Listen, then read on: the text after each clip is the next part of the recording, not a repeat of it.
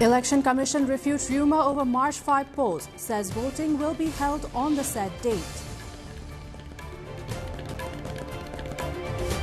Nepal deploys high-tech war room to combat digital threats ahead of crucial House of Representatives elections. Nepal's Foreign Employment Board provides lifeline and comprehensive support to protect millions of workers abroad. Pakistan airstrikes on Afghanistan kill at least 18, including women and children. US President Trump to impose global tariffs amid Supreme Court ruling, while tensions with Iran escalate.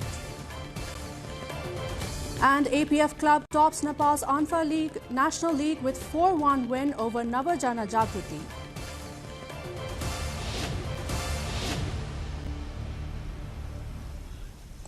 Good evening, I'm Bijata Bhandari. Welcome to NTV World Primetime News. We're coming to you live from Kathmandu at 1900 hours Nepal time. Elsewhere, it's 1:15 p.m. in London, 10:15 p.m. in Tokyo, and just after midnight in Sydney. Now the news in detail. Acting Chief Election Commissioner Ram Prasad Bhandari has dismissed rumours that Nepal's House of Representatives election will not take place on March 5, assuring the public that voting will be held as scheduled. Speaking at an election publicity orientation program organized by Gorkhapatra Corporation, he urged citizens and media professionals not to be misled by misinformation and to strictly adhere to the Election Code of Conduct, which is currently in force. Bhandari emphasized that opinion polls and premature predictions of electoral outcomes are prohibited, noting that such activities could undermine the integrity of the democratic process and contradict constitutional and Supreme Court interpretations.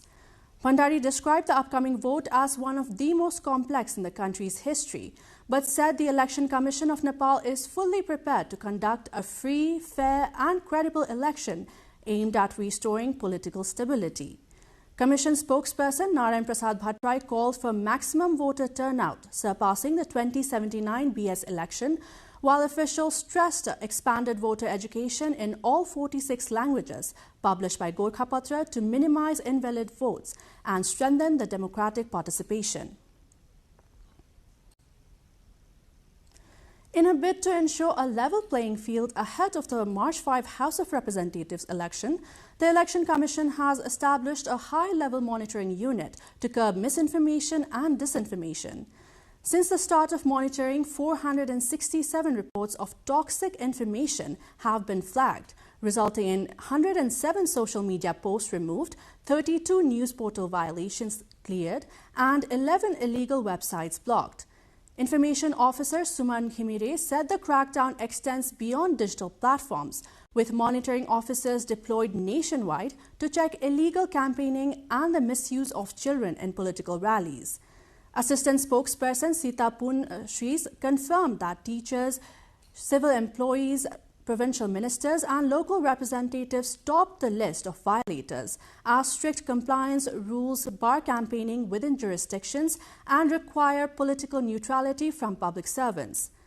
Combining enforcement with voter education, the Commission has mobilized the Cyber Bureau and thousands of volunteers to promote its Think Twice campaign, urging citizens not to share unverified content and to report toxic material in what it calls a blueprint for safeguarding democracy in the digital age.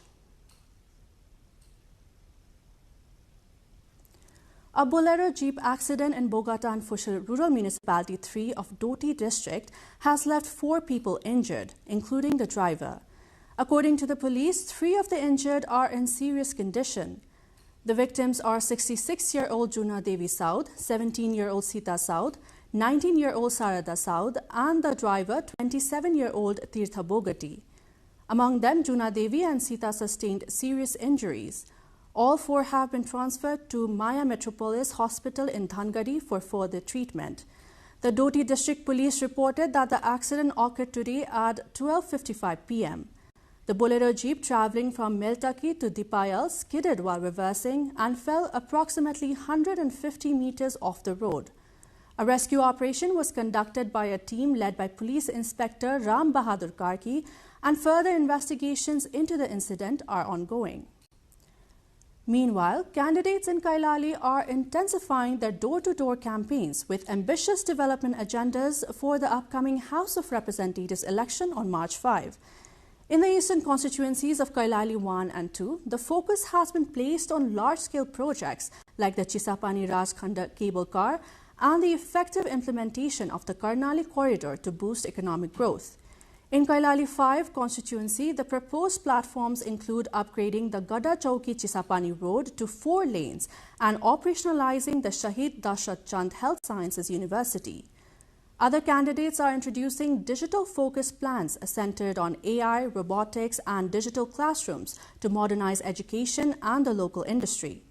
Common promises across the district also include the upgrading of the Seti Provincial Hospital and the construction of the transport corridors connecting Thangari to northern regions like Bajhang and Taklakot.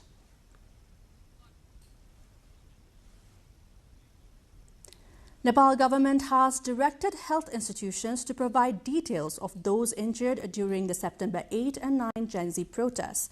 Dr. Prakash Purathoki, spokesperson for the Ministry of Health and Population, stated that all health institutions involved in the treatment have been instructed to immediately provide the Ministry of Health with the details of any injured individuals from the Gen Z movement who may have been missed. According to him, the ministry issued the directive to all health institutions following a decision by the Coordination Committee to provide the details of the injured by February 27. The committee was formed to make the treatment and the relief for the Gen Z movement's injured more effective. To complete the listing, classification and reclassification of the injured in a timely manner, institutions have been requested to provide details between February 13 and February 27. A final list of the injured will be made public after investigating the applications received by February 27. We'll take a short break here. We shall be back with more updates.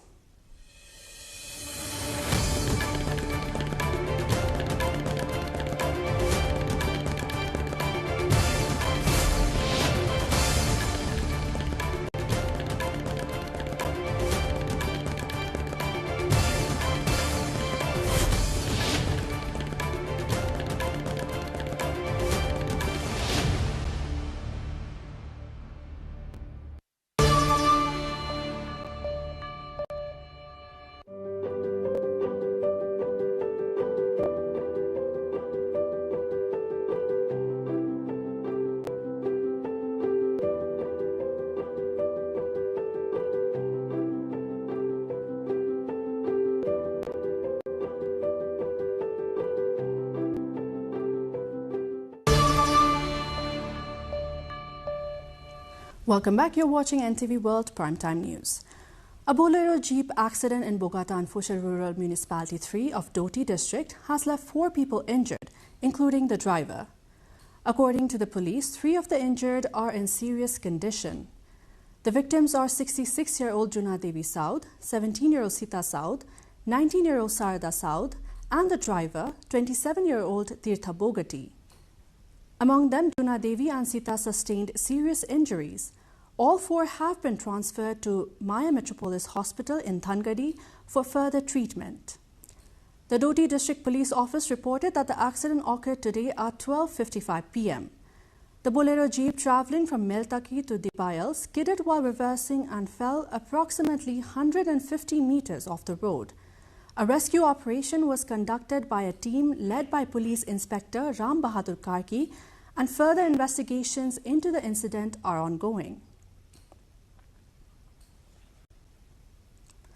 District Administration Office has reissued a prohibitory order within the Gaur municipal area of the Rautohat district in southeastern Nepal. In accordance with Section 6A of the Local Administration Act 2028, the restriction came into effect Sunday at 8:30 a.m. The prohibited zone spans from the Madbalwa Gate in the east to Lal Bakaya Embankment in the west, the Bum Canal in the north, and the Gaur Customs Office in the south of the area.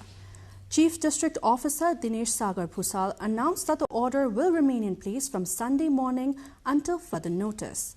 The initial prohibitory order was issued from 1 p.m. Saturday until 6:30 a.m. today, following a dispute between 2 communities in Gaur 6, Sabagada village on Saturday morning. The administration had briefly eased the restrictions for 2 hours between 6:30 a.m. and 8:30 a.m. before reimposing the order. Nepal's benchmark stock index recorded a sharp decline on Sunday, with the Nepal Stock Exchange NEPSE index falling by 27.59 points or 1.04% to close at 2,614.55 points. According to NEPSE, a total of 15,989 and 430 shares of 324 listed companies were traded in the 72,104 transactions, generating a turnover of Rs 6.69 billion.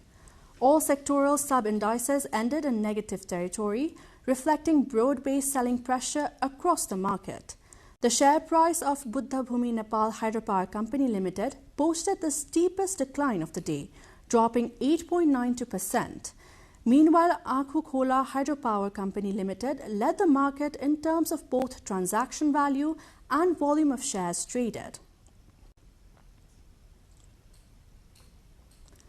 Remittance is the backbone of Nepal's economy for almost a decade. But behind the driving force of the country's economy, there are many stories of emotions, pain and suffering.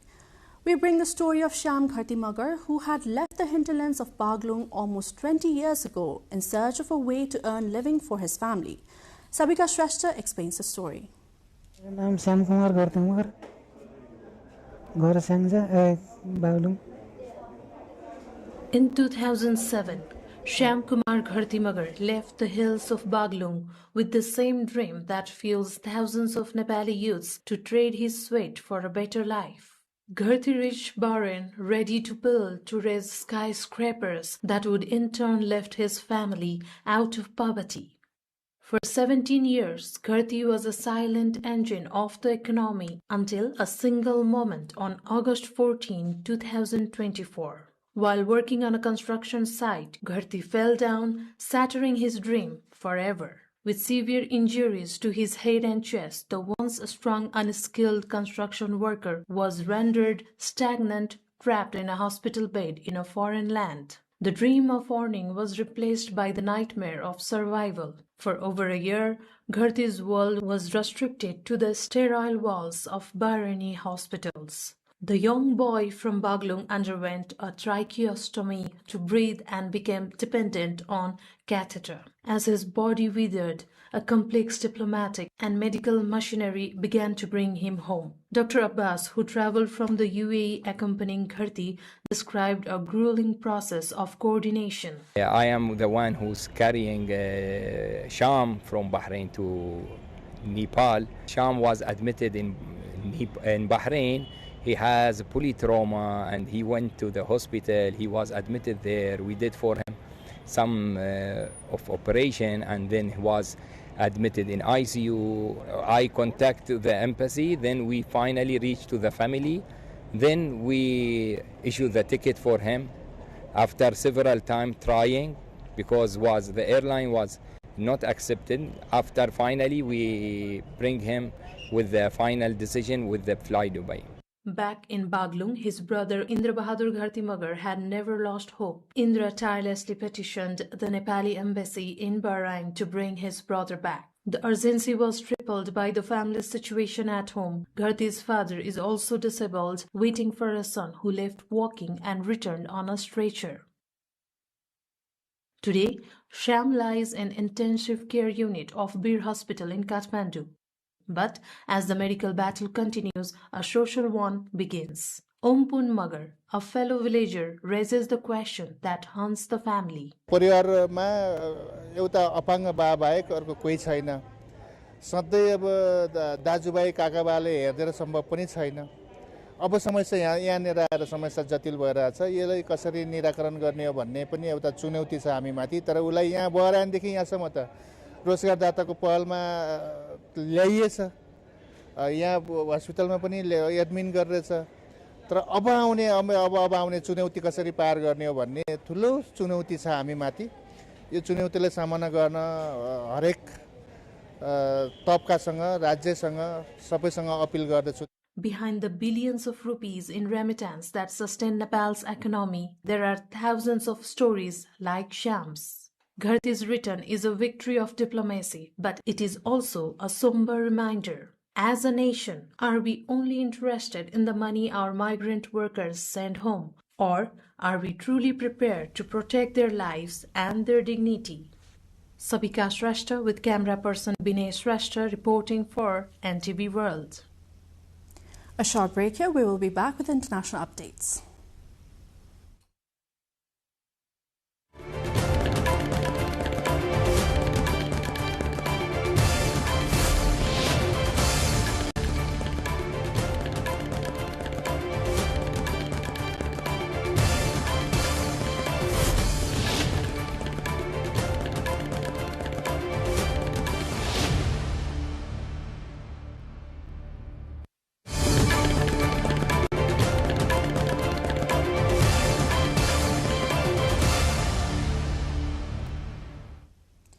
Pakistan has carried out multiple overnight airstrikes on Afghanistan, killing at least 18 people, including women and children, according to the Taliban.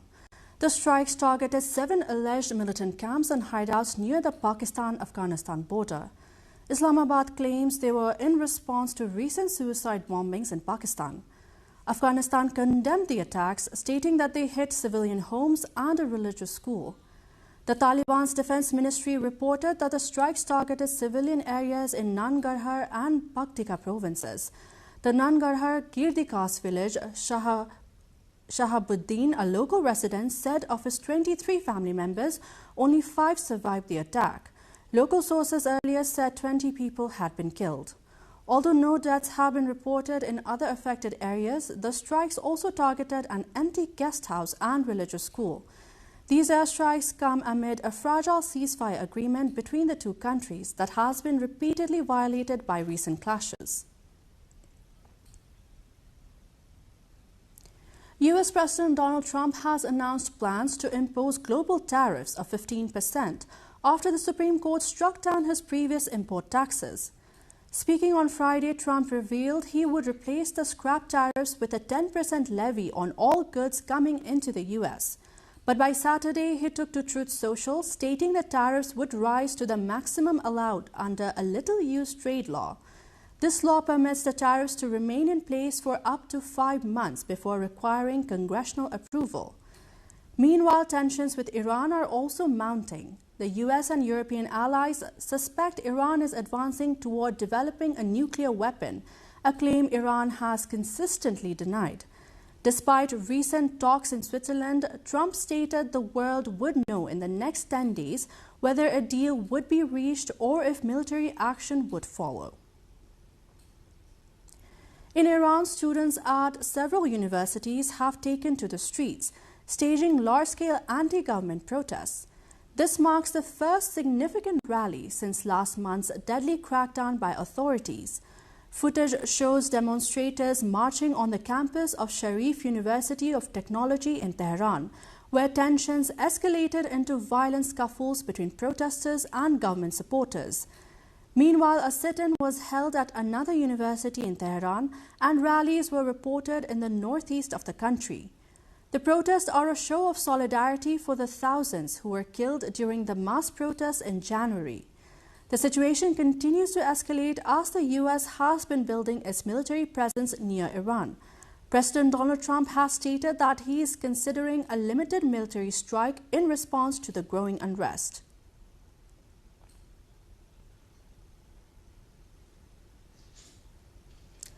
Luiz Inácio Lula da Silva spoke in New Delhi on Sunday about strengthening ties between Brazil and India. He said there is significant potential to expand bilateral trade and deepen cooperation in sectors such as agriculture, energy, and technology.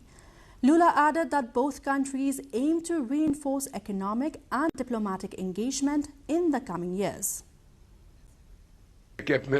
When I came here for the very first time, the trade between Brazil and India was only $2.4 billion. Now has come the time that it has reached 10 billion and a half, which is not yet much. Prime Minister Modi established for me that we have a target to reach $20 billion till the year 2030. I told Prime Minister Modi we'll reach $30 billion in our foreign trade till the year 2030. This is the challenge that we have to face. We'll reach $30 billion of trade because the economic potential of the two countries is very strong. More international news and sports update coming up next after this break.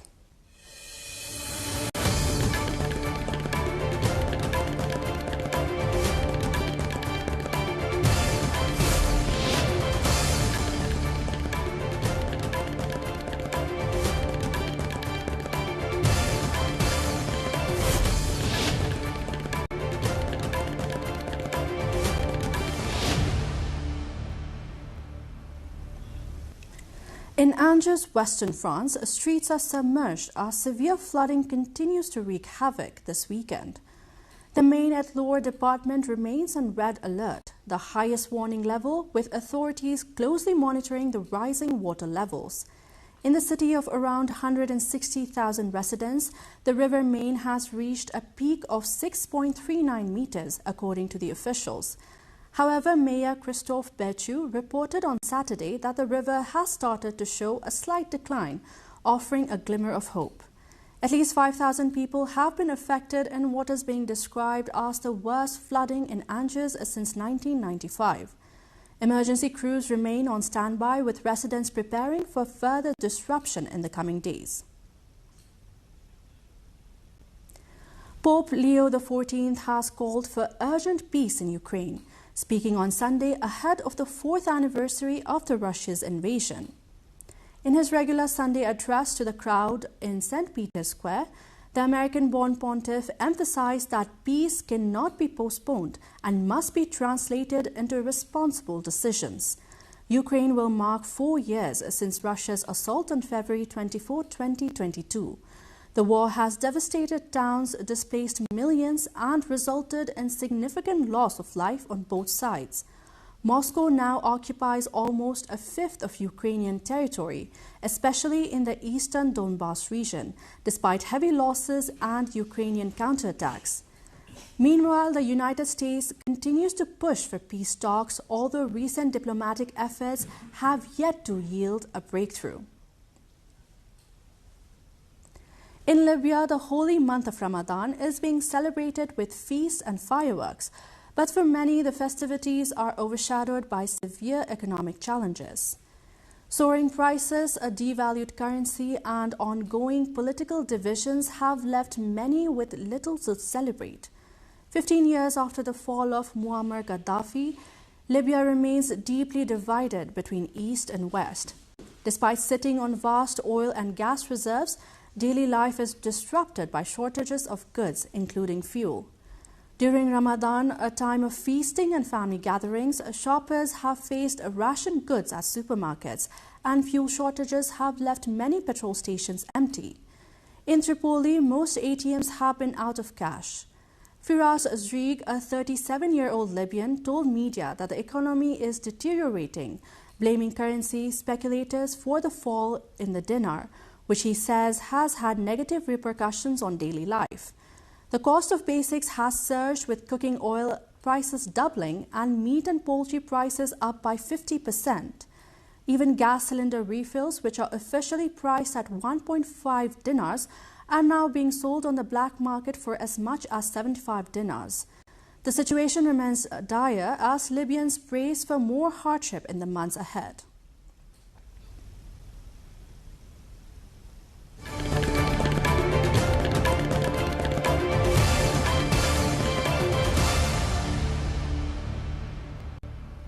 Now on to sports news.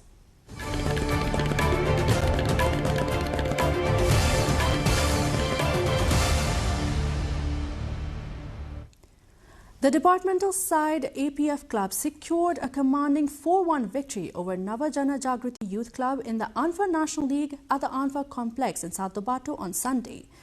Nava Jana Jagruti initially took the lead through Nishcha Thapa in the 30th minute, but APF responded strongly with Hari Karki equalizing just before halftime. Yuvaraj Kharka put APF ahead in the 46th minute, followed by goals from Samiraj Thokar in the 56th and Anish Khartimagar in the 59th to seal the comprehensive win. With the result, APF climbed to the top of the league table with 16 points from 6 matches, edging past Machindra Football Club on goal difference, despite both teams being level on points. Meanwhile, Navajana Jagriti remain at the bottom of the 17-team standings, having lost all their matches so far this season. In Cortina and Pezzo, fans gathered in droves on Sunday for one last opportunity to snap photos with the iconic Olympic rings. As the Winter Games near their conclusion, visitors spent the day capturing memories against the backdrop of history before all eyes turning to the closing ceremony later tonight. The Games will officially wrap up in Verona this evening, where organizers will look back at the unforgettable moments from these thrilling weeks of competition and celebration.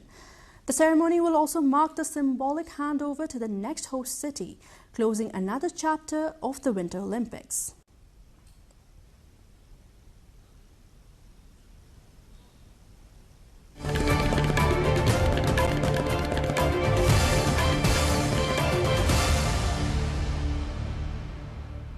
Before we wrap up, here's a look into the headlines once again.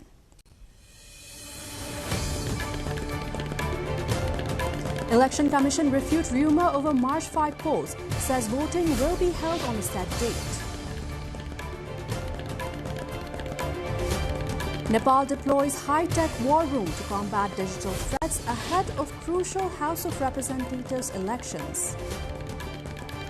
Nepal's Foreign Employment Board provides lifeline and comprehensive support to protect millions of workers abroad.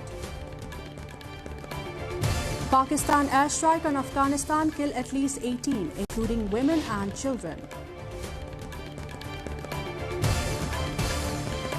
US President Trump to impose global tariffs amid Supreme Court ruling, while tensions with Iran escalate. And APF club tops Nepal's Anfa National League with 4-1 win over Navajana Jagriti.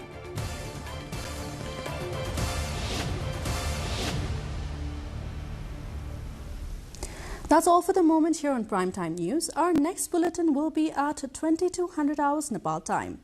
Meanwhile, do join us through our social media and visit our official website at nepaltelevision.com. I'm Vishata Pandari. Thank you for watching. Have a wonderful evening ahead.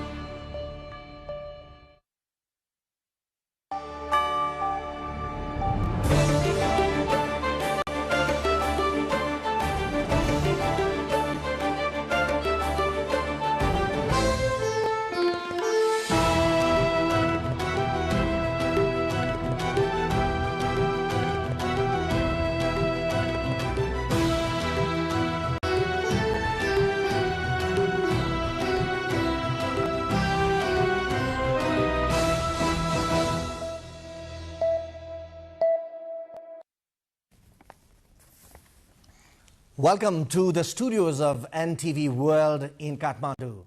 Public Service Broadcasting, PSB Nepal's new initiative to make Nepal more visible and audible to the global audience. Welcome on board.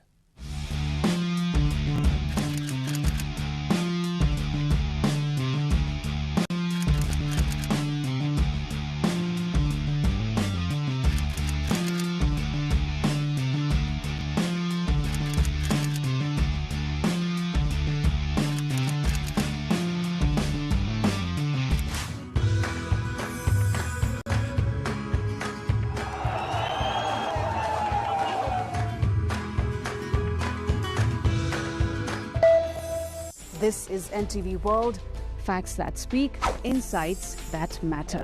Telling the stories of a changing planet. NTV World, Nepal's perspective to the world. Exploring the heartbeat of Nepali creativity. This is NTV World. The power of story shaped by technology. NTV World. Unearthing Nepal's hidden heritage. Discovering the timeless Nepal. Telling stories that endure across centuries. Where culture breathes, stories bloom. When the world moves, we make a sense of it. NTV World. Taste of Nepal. Every recipe, every flavor tells the story. Journalism in the digital age. Fast, focused, verified. Stories hold power. Stories reflecting life. Stories of the hinterlands. Reporting for NTV World. This is NTV World. Welcome to News Hour. This is NTV World. Welcome to Primetime News. One story at a time. Crossing borders, connecting voices, where Nepal meets the world in dialogue. This is NTV World, Nepal's perspective to the world. Voices that connect Nepal to the world, bringing perspective, region and relevance to every story. NTV World, Nepal's perspective to the world. Stand by. Mic is on. 3, 2, 1, cue. We are NTV World.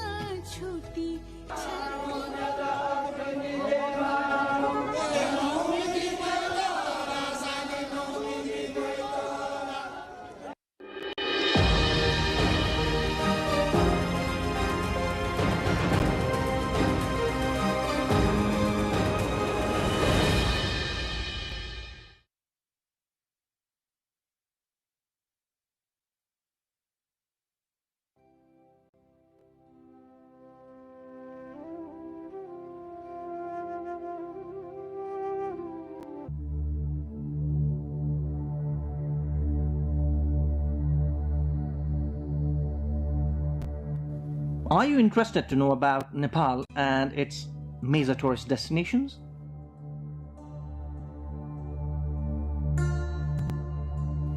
Do you want to see some of the best destinations in Nepal? Are you the one who enjoys nature, culture and adventure? If yes is the answer, then come with us. We are introducing you to the tourism heaven of Nepal, the Gandaki province, and the exotic destinations.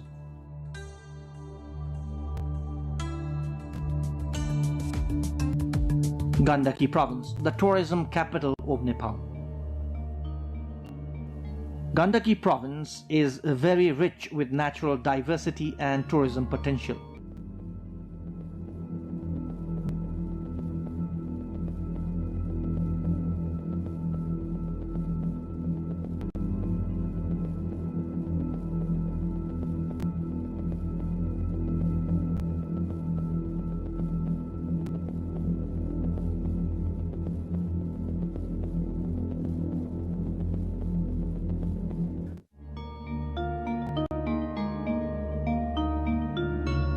Pokhara is undoubtedly #1 destination for tourists in Nepal. The valley, blessed with natural beauty, attracts domestic and foreign tourists alike.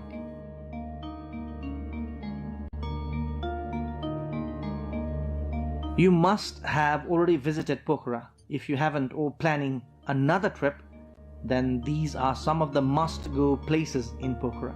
The first attraction in Pokhara is the Feva Lake.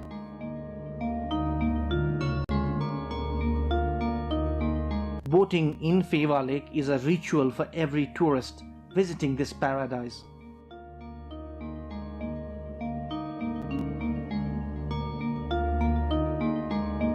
The Tal Barahi temple at the center of the lake adds to the beauty of the place. A round-trip boat ride in Phewa Lake to and from the temple is a feature of both the lake as well as the temple.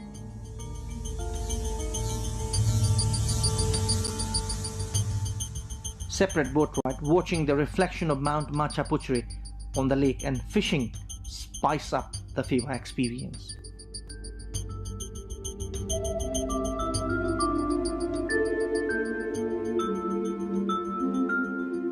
The lakeside along the banks of the Phewa Lake is a popular tourist hub.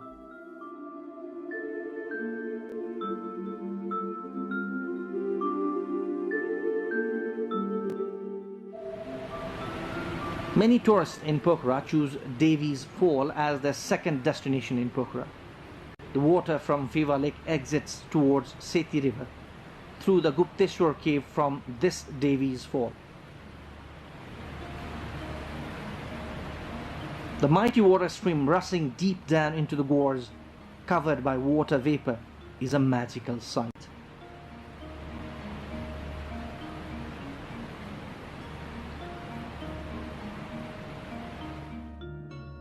Pokhara is known as the city of lakes and caves. Many of the lakes and caves have religious importance. This is Gupteshwar cave at Chorepatan area. Inside the cave, the idol of Lord Shiva is a well-known pilgrimage. Further inside the cave, one can see the Devi's Fall. Mahendra Cave is another famous place in Pokhara, and nearby is another well-known Chamere cave. Both the caves can be visited together.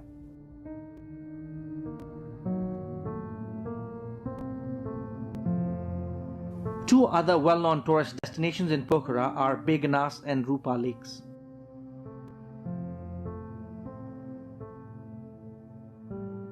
Fresh fish of Begnas Lake is a sought-after delicacy.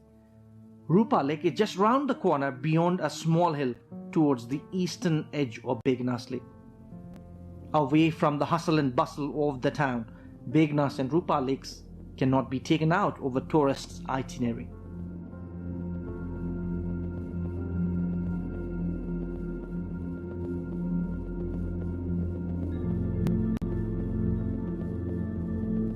This is the famous White Monastery on top of the hill above Phewa Lake. This is also a popular destination for domestic as well as foreign tourists. The top-angle bird's-eye view of Pokhara city from the monastery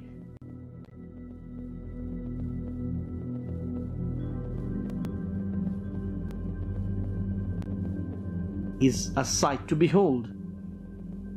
The placid Phewa Lake, the tall mountain range, and the birds like paragliding pilots on the background of Sarankot Hill are mesmerizing.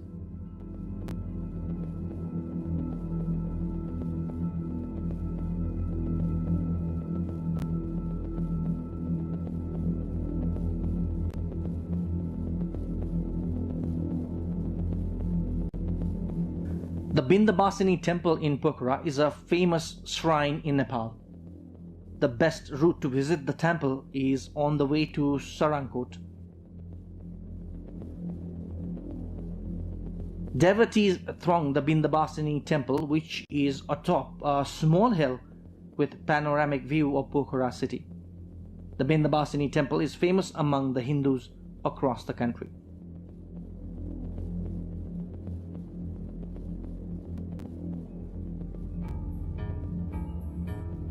Sarankot is a hill station on top of a hill on the northwestern side of Pokhara.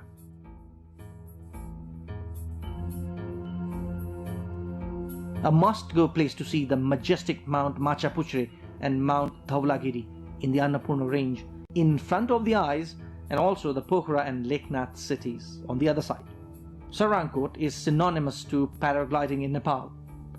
Taking off from the Sarankot hill, one can enjoy the panoramic mountain range in addition to the bird's eye view of Pokhara city. Ultralight and zip flyer offer a thrill to adventure seekers in Pokhara and are becoming major interests for tourists. Other places, including Sorak in Sangja, have the potential to be world's best place for paragliding. First time in Nepal, Paragliding Accuracy World Cup was held at this place, situated at Mahapur or Virkot municipality of the district. The place drew global attention after the event. Pokhara, famous tourism destination of the country. Majority of locals engaged in tourism industry. The city of lakes and caves, hub of aviation sports. Some major destinations: Lakeside, Feva Lake and Tal Barahi Temple, Begnas and Rupa Lakes, Mahendra Gufa.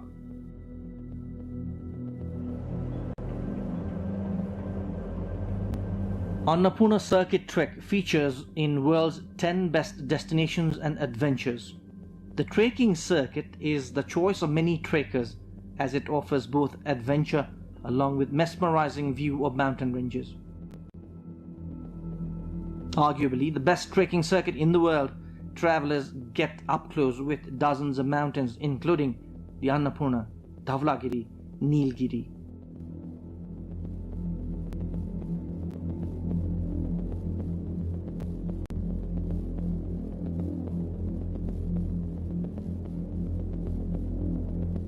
Annapurna circuit ideally is a 14-day trek. The circuit passes through Lamjung, Manang, Mustang and Myagdi district, including Thorangla Pass as the highest point.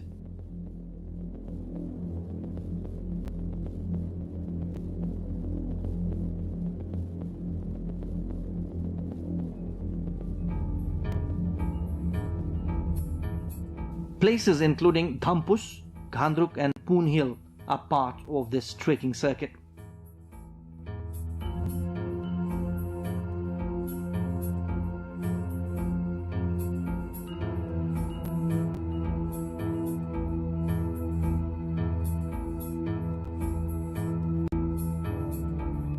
The revered Muktinath shrine is also part of the circuit.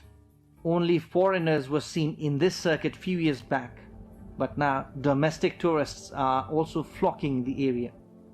If you are looking for a lifetime trekking experience, then pack your bags for Annapurna trekking circuit. Mardi Base Camp Trek, also part of the Annapurna circuit, is another alternative route for trekkers who can't afford time. Trekkers can be up close with mountains including the Annapurna range, Dhaulagiri, Machapuchre and Manasalu in this circuit. This 7-day circuit is attracting many trekkers for obvious reasons.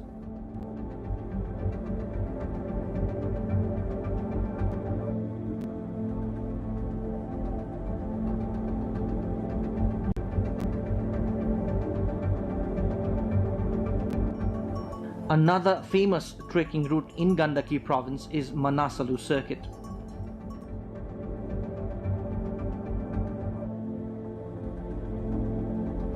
This circuit, not as popular as Annapurna, is seen as the alternative, as increasing road access in the Annapurna circuit is spoiling its charm.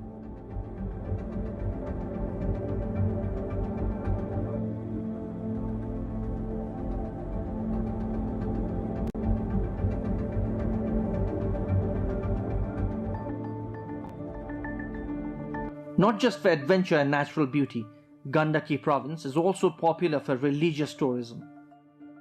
Dozens of temples in this province draw devotees in numbers. Hundreds of thousands of religious tourists visit this province every year. These sites are important for domestic tourism.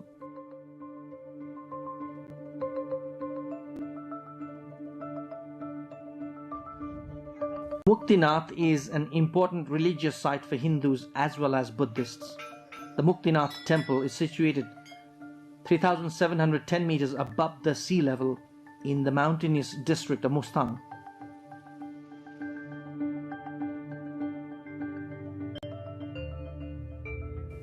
For Hindus, this area is Mukti Kshetra and Buddhists call it Chuming Gyatsa in Tibetan language. The religious site is famous for Saligram, revered as the manifestation of Lord Vishnu. as per Hindu belief, one who reaches this area will attain salvation.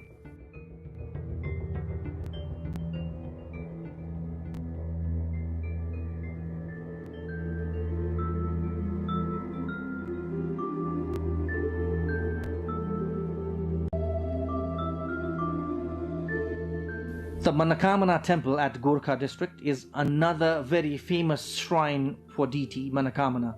Literally means the deity who fulfills one's wishes.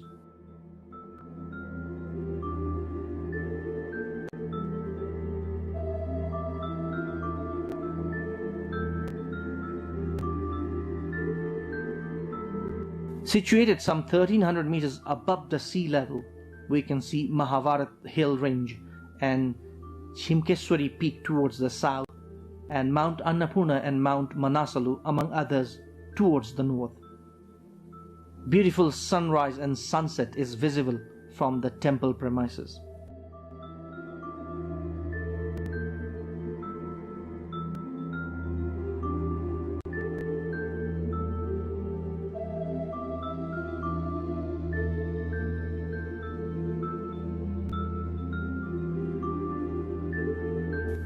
Famously known as the Haridwar of Nepal, Triveni Dham is a historical and archaeological religious site for Hindus.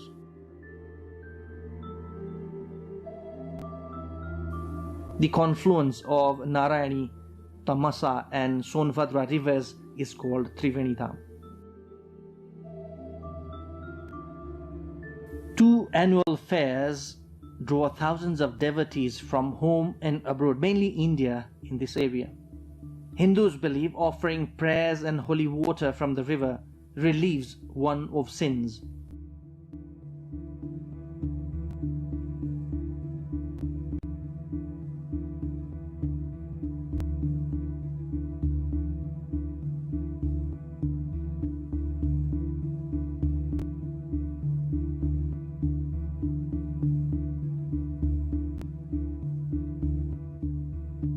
The mountainous district of Mustang features in world's top 10 tourist destinations. The natural splendor of Mustang, known as the land beyond the Himalayas, is simply striking.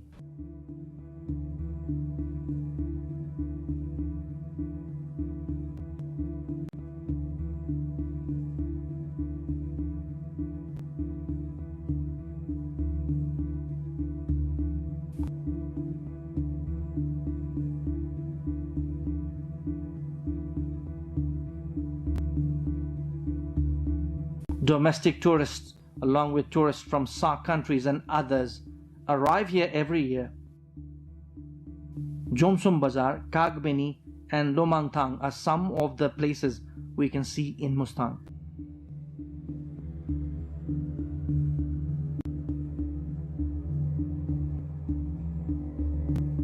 Manang is known for Tilichu, the lake at the highest altitude in the world.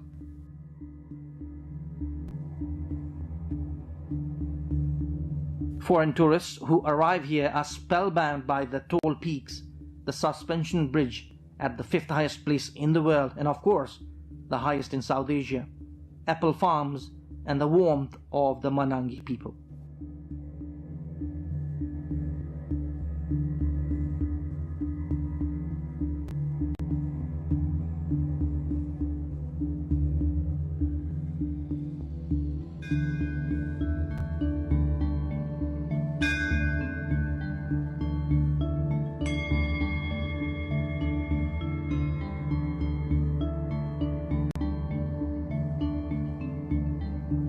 Dorpatan Hunting Reserve is the only hunting reserve in Nepal.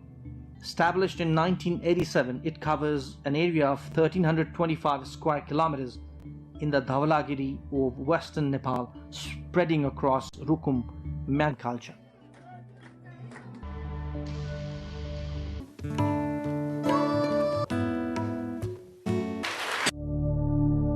Of Kathmandu to Nasdaq, which is the US stock exchange. The gentleman we have with us today recently hit headlines in Nepal as a successful entrepreneur whose company, Fuse Machines, a company working in the field of artificial intelligence, which we call AI, made its debut at the NASDAQ, or the US Stock Exchange. In this episode of Declassified, we try to explore the journey of a successful Nepali in global business arena. Artificial intelligence itself, changing trends in global business world, Nepali identity abroad, and much more. Dr. Samir Maske, a change maker, computer scientist and educator, has spent his career at the crossroads of innovation and education. He believes artificial intelligence isn't just transforming industries, it's reshaping opportunity itself. In 2013, he founded Fuse Machines, a New York-based company with a bold mission to democratize AI and make its benefits accessible to all. Though headquartered in the United States, its roots and much of its talent remain deeply connected to Nepal, where the company first launched its AI fellowship program, training local engineers and students in cutting-edge technology. Over the past decade, Fuse Machines has empowered thousands of AI learners and built advanced solutions across finance, healthcare, retail, and media, bridging academics and industry. Its proprietary platform, AI Studio, drives predictive and generative AI systems, helping businesses automate decisions, detect fraud, and make sense of data at scale. Listed on NASDAQ in October 2025, Fuse Machines reached a valuation of about $200 million. From Kathmandu to New York, Dr. Maske's vision proves that innovation and education can bridge worlds, turning intelligence into opportunity. Please welcome Dr. Samir Maske, founder and CEO of Fuse Machine. Thank you for having me here. Dr. Maske, is the joy of being listed in NASDAQ still soaking in? Definitely. It was a very long, arduous, hard journey to get listed in NASDAQ. And it's a relief, obviously. And it's slowly sinking in that we're actually now listed in NASDAQ and we're a public company. So we're pretty lucky because we caught you in person here in Kathmandu, because you're basically based in your headquarters in New York. Is it a holiday trip after that success? It's partly holiday trip, partly work. I wanted to build a speech synthesis system. Who has the exposure was not there yet. Most value being generated in tech companies, IT companies, it makes a great company. So,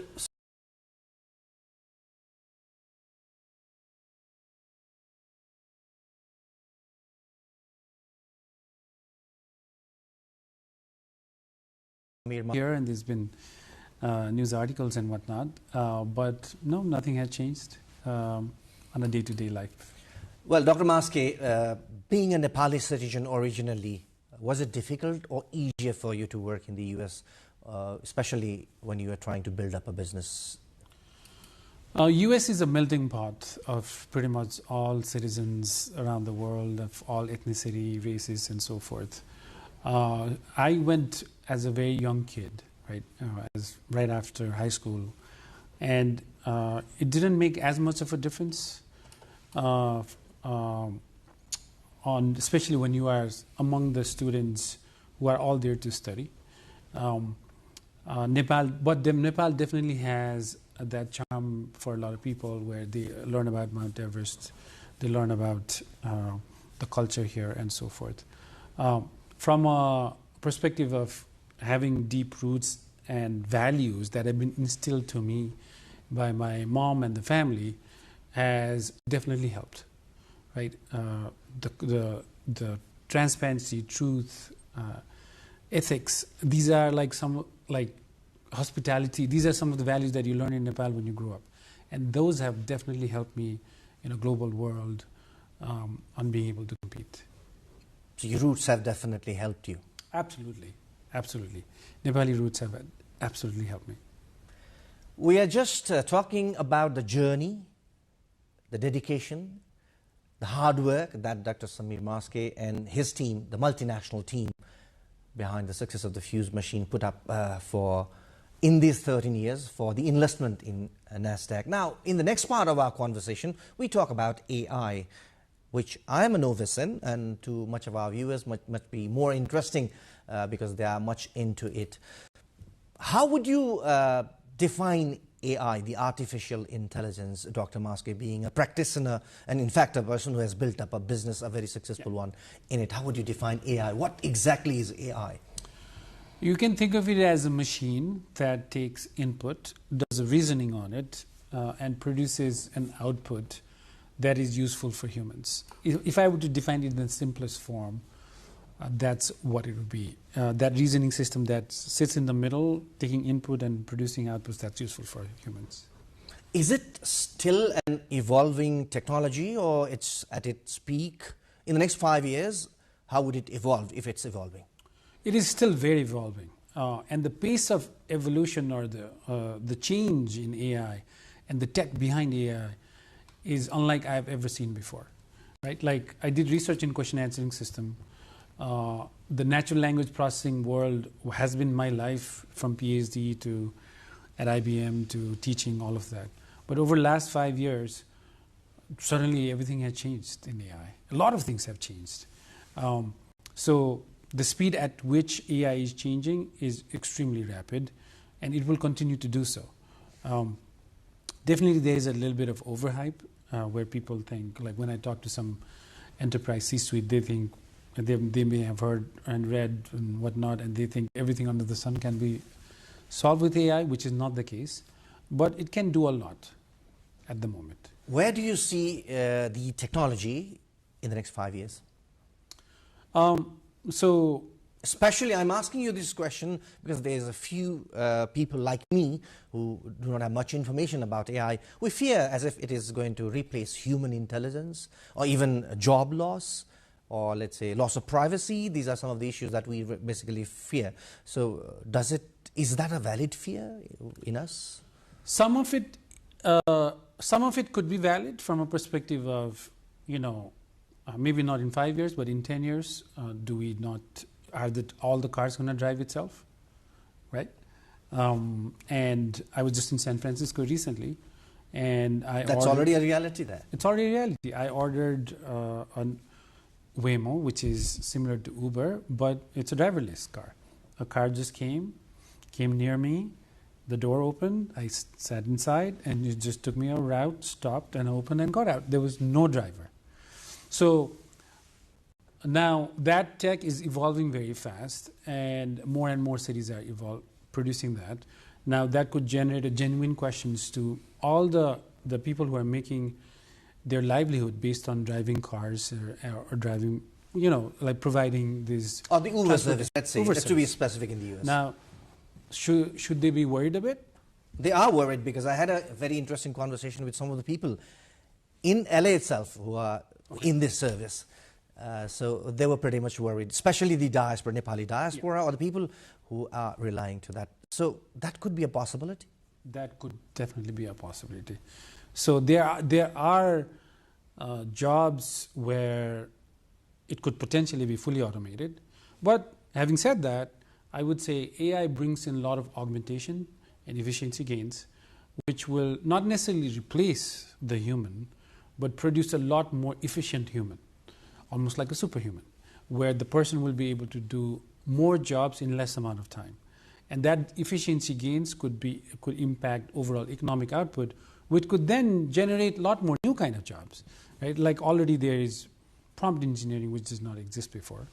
AI audit, like auditing AI models, those kind of jobs did not exist. So there are new jobs already being created.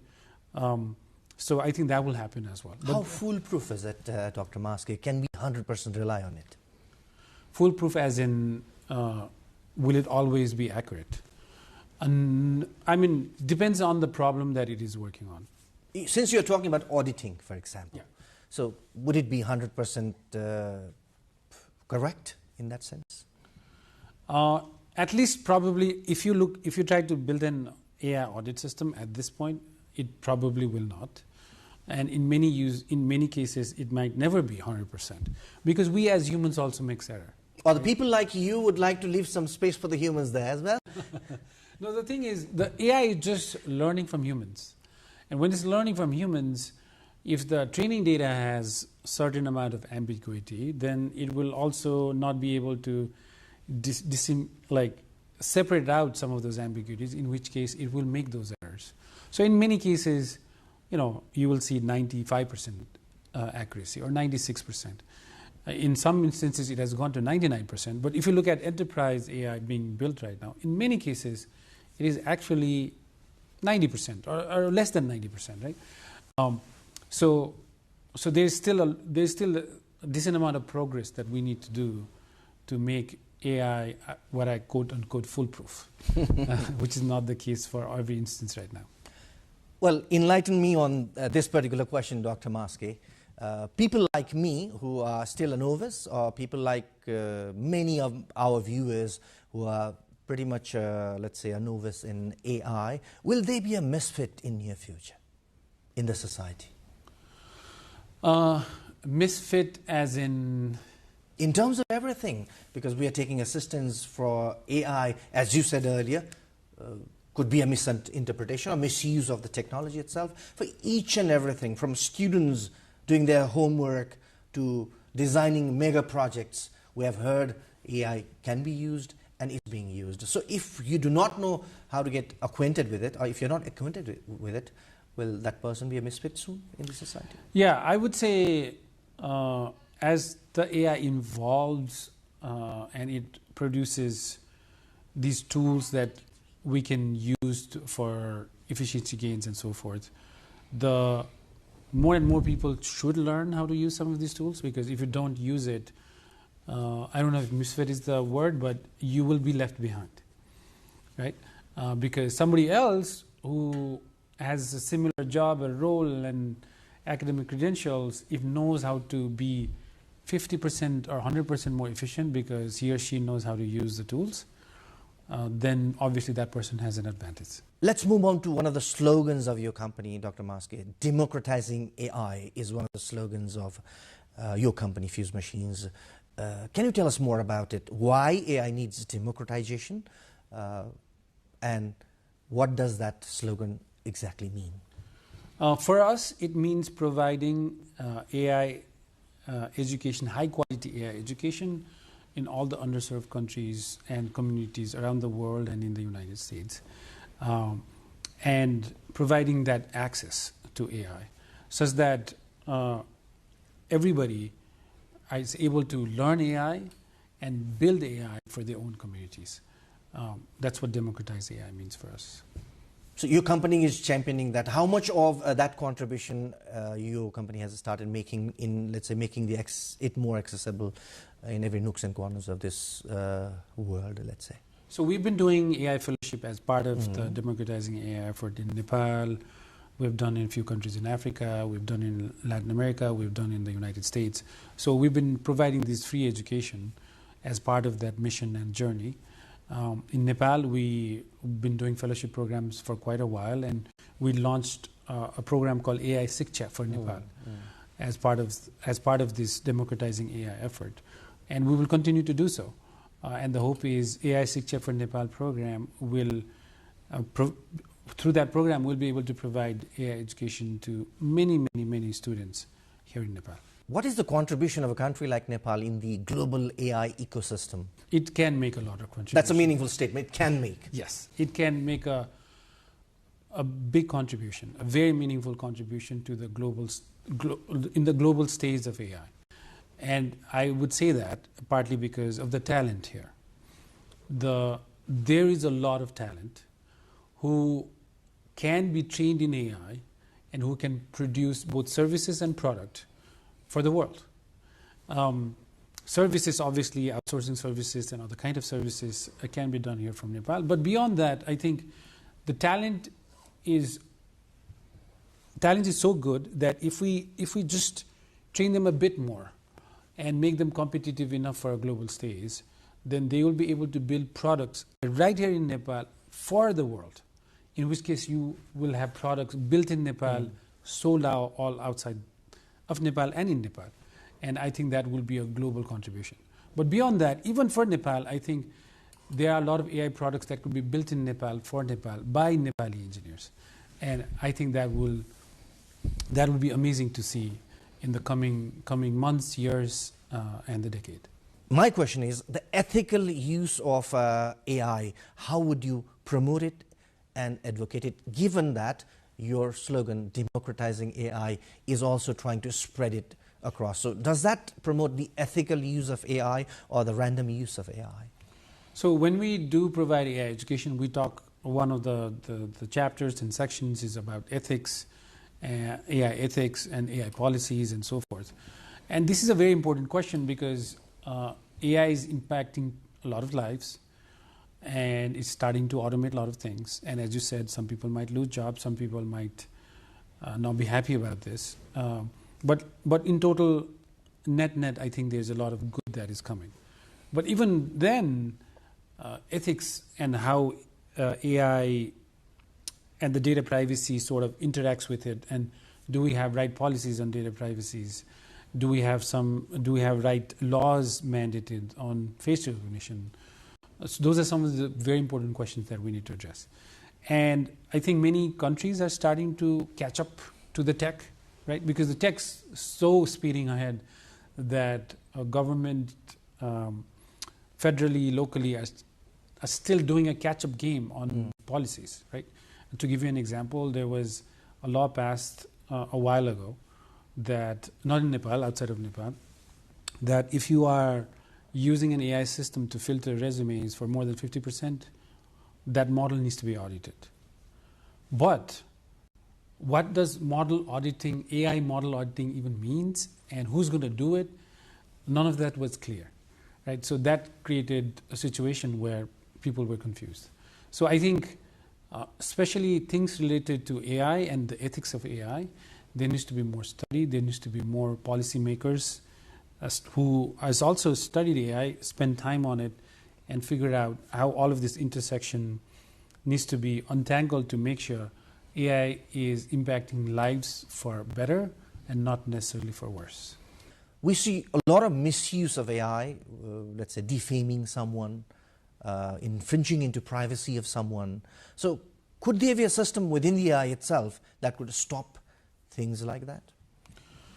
If not fully stop, at least identifying misinformation, fake videos, fake pictures, those are some of the new AI systems being built. We are all, because we have had some issues where, for example, the candidates, especially when we are hiring remote engineers, the person who interviewed versus person who applied and who started working were all different. And we didn't catch fast enough until they got onboarded.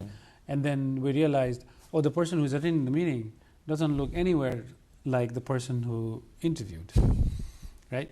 And we are playing that catch-up. And that playing that catch-up requires actually additional kind of AI systems, which will also help us to catch fake videos and fake interviewers, like job interviewers who are interviewing with generated faces in the interviews, and so forth. So to catch the systems, we need, it's the AI system generating the problems, but at the same time, we need AI systems to help us catch those problems as well. And that needs greater investment, as you said, greater enforcement. For example, kids as young as, let's say, 10, 12, were exposed to AI tools, are not aware about the ethical use of AI, because the system that they are exposed with would be the cheaper one, readily available one, free to use one, which are more onto attracting users and generating money out of that. So can there be a system within the AI to control things as such? Yeah, definitely. I think there is verification systems coming in place. And I think even the large language model systems like ChatGPT and others are coming up with a framework on how to give a safe access to kids of certain ages, below 13, below 9, below 18, and so forth. So those could be built in. Very interesting conversation. We're talking to Dr. Samir Maske, founder and CEO of Fuse Machines, adjunct associate professor at University of Columbia, teaches artificial intelligence, which could replace you and I tomorrow unless we get to learn about it, unless we learn more and more about it. We are trying to conclude this conversation now. Dr. Samir Maske, what message do you have to the aspiring Nepali entrepreneurs who want to build businesses around AI, IT, and go globally as you? What I would say is, for aspiring entrepreneurs here, you have the talent, you have skills that are equally competitive to any other aspiring entrepreneurs around the world. And if you aspire to build an AI company, you should absolutely go for it and build it and start a dream here, but I'm pretty sure many will be able to take it to the global stage. So you should just absolutely go for it. Final thought on the political changes that the country has seen, if any you want to make? There's been a lot of changes over time, and some of the frustrations have boiled up to a level where it brought about this change. And this puts us at a beginning stages of being able to bring a new kind of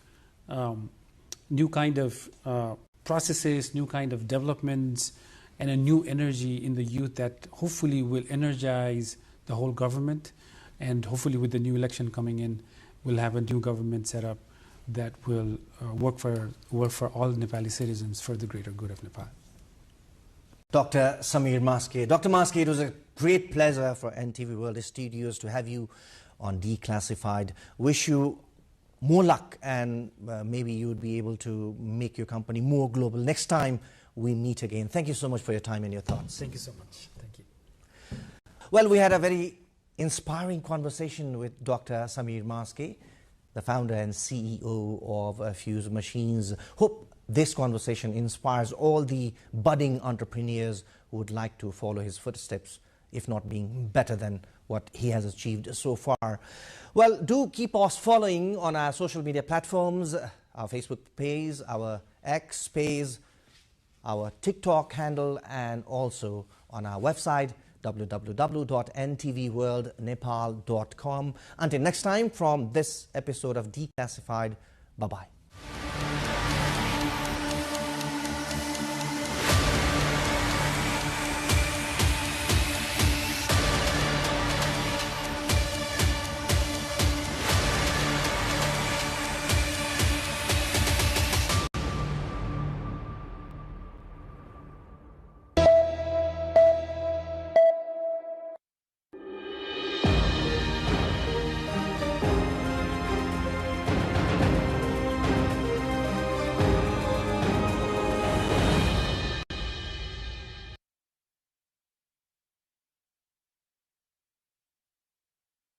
Hello, Saudi Kharka, hello!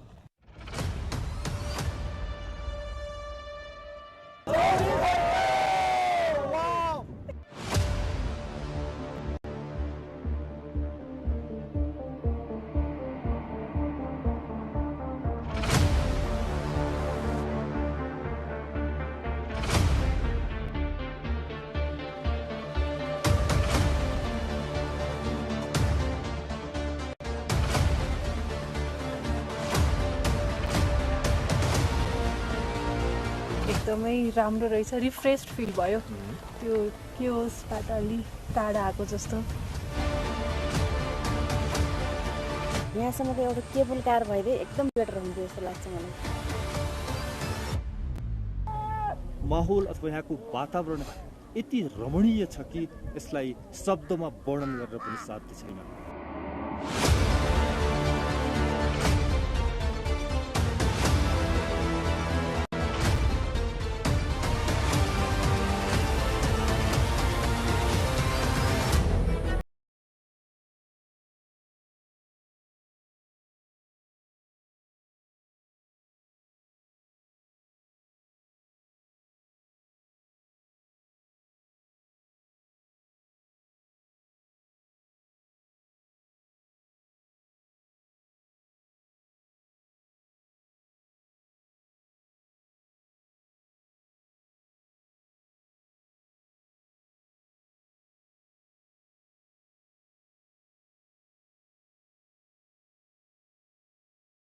stone and clay houses stacked upon one another, the white Himalayan peaks, vibrant flower gardens of Bukit pattern, melodious rivers and lakes, and unique authentic arts and culture. All of these make Eastern Rukum a place that captivates every visitor.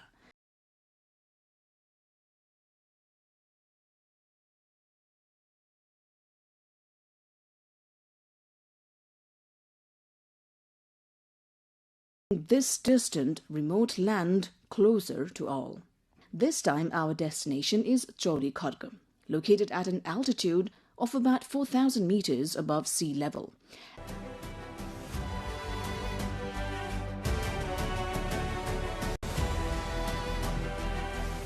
Our trek begins at Pati Halune.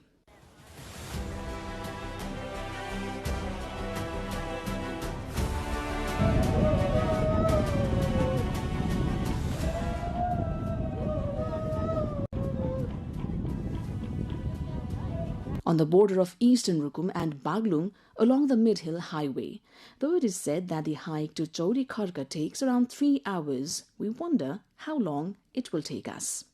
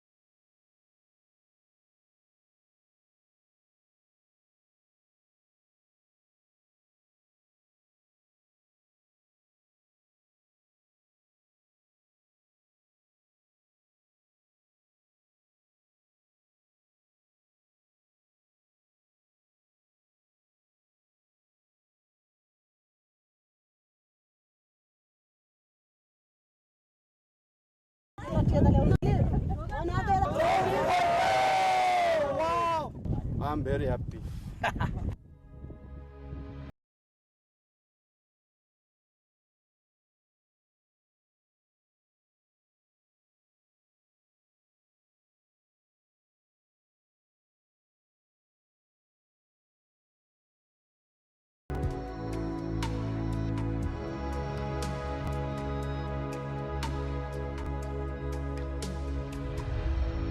हिजो हामीले यस्तो मजाको सिन हेर्न पाइए हैन अहिले चाहिँ त्यही अब आज हजुर बिहान 5 बजे आएर ल्याएको हिजो बेलुका त पुरै कुहिरो दियो यहाँ त केही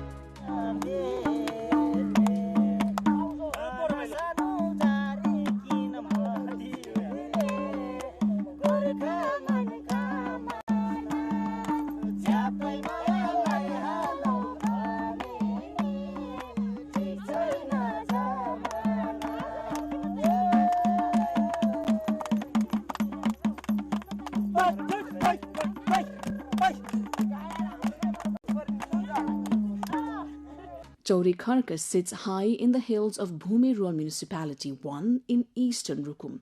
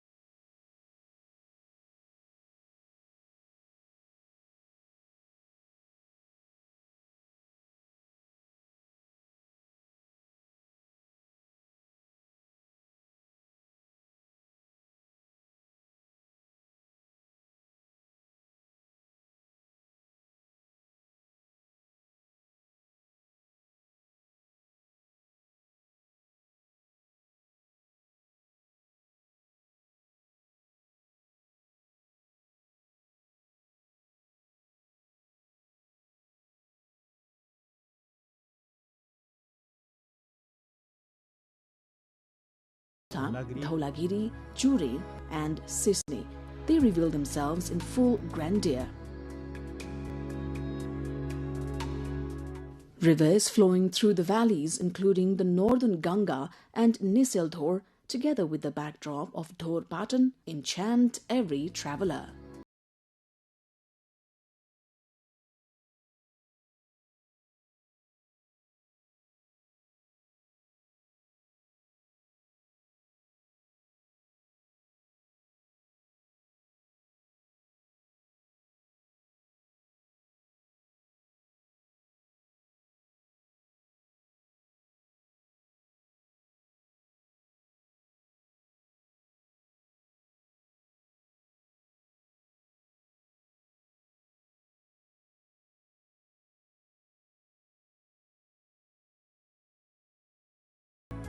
Travelers walk along narrow trails, disappearing and reappearing through the mist, immersed in the enchantment of the landscape. हाम्रो वरिपरिको यो डाँडाहरू भ्यू भनेको उसु भने वाइल्ड फ्लावर्सले सबैले एकदम रिफ्रेश त्यही नै भन्ने होला आउन पनि वर्थ इटै छ.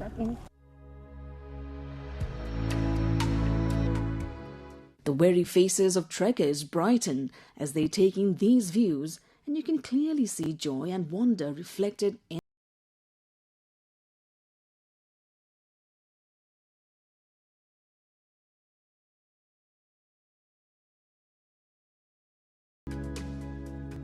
fatigue melts away into the beauty of nature.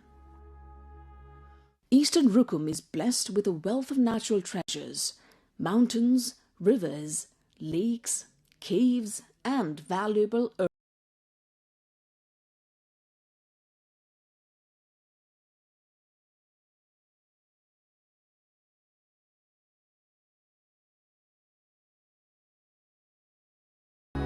In recent years, Chaudhry Kharga has become an increasingly popular destination for domestic travelers, drawing visitors eager to witness its natural magnificence.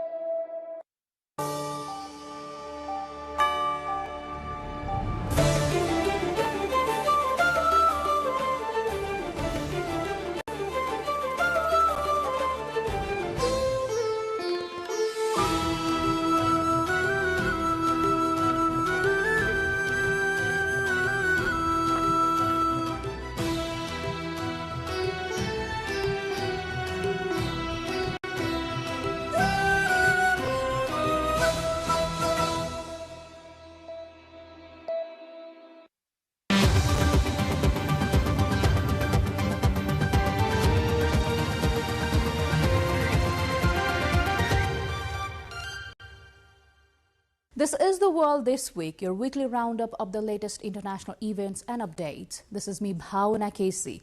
In this edition, we bring you the stories making headlines across the globe, along with groundbreaking scientific research to cultural milestones and remarkable celebrations. Let's start with Bangladesh, as the country is entering a new political chapter. Tariq Rahman has been sworn in as Bangladesh's new Prime Minister, marking a decisive political shift in the South Asian nation after his party's sweeping parliamentary election victory. Rahman takes over from an interim government that has steered the country of 170 million people for 18 months since the government led by Sheikh Hasina was overthrown in 2024's uprising. Bangladesh's new Prime Minister has been sworn in after his party's landslide win in last week's parliamentary elections, the country's first since the massive 2024 uprising, and a vote billed as the key to nation's future political landscape. Prime Minister Tariq Rahman, whose term will last the next 5 years, is the son of former Prime Minister Khaleda Zia and former President Zia-ur-Rahman. He is also Bangladesh's first male Prime Minister in 35 years. Since 1991, when Bangladesh returned to democracy, either Rahman's mother Khaleda Zia or her arch-rival Sheikh Hasina has served as prime ministers. The country's president Mohammad Sahebuddin administered the oath of office for Rahman. Dozens of cabinet members and members of the new government are also sworn in. Rahman's Bangladesh Nationalist Party and its allies own 212 seats in the 350-member parliament, while an 11-party alliance led by the Jamaat-e-Islami party, the country's largest Islamist party, owns 77 seats to be in the opposition. A new party, the Nationalist Competition Party or NCP, formed by the student leaders who led the 2024 uprising, was the part of the 11-party alliance led by Jamaat-e-Islami. The NCP secured 6 seats. In Bangladesh, voters elect 300 members of parliament directly, while the remaining 50 posts are reserved for women and distributed on a proportional basis among the winning parties. 60-year-old Rahman returned to the country in December after 17 years in self-exile in London and shortly before his mother's death. He has promised to work for democracy in Bangladesh, a country of 170 million people. An interim government led by Nobel Peace Prize laureate Muhammad Yunus that took over after Hasina was toppled oversaw the election. The vote was largely peaceful and deemed as acceptable by international observers. Foreign dignitaries and diplomats also attended the swearing-in ceremony. Nepal's Foreign Minister Balananda Sharma, along with Maldives President Mohamed Muizu, Bhutanese Prime Minister Tshering Tobgay, and Indian delegation led by Lok Sabha Speaker Om Birla were among the guests.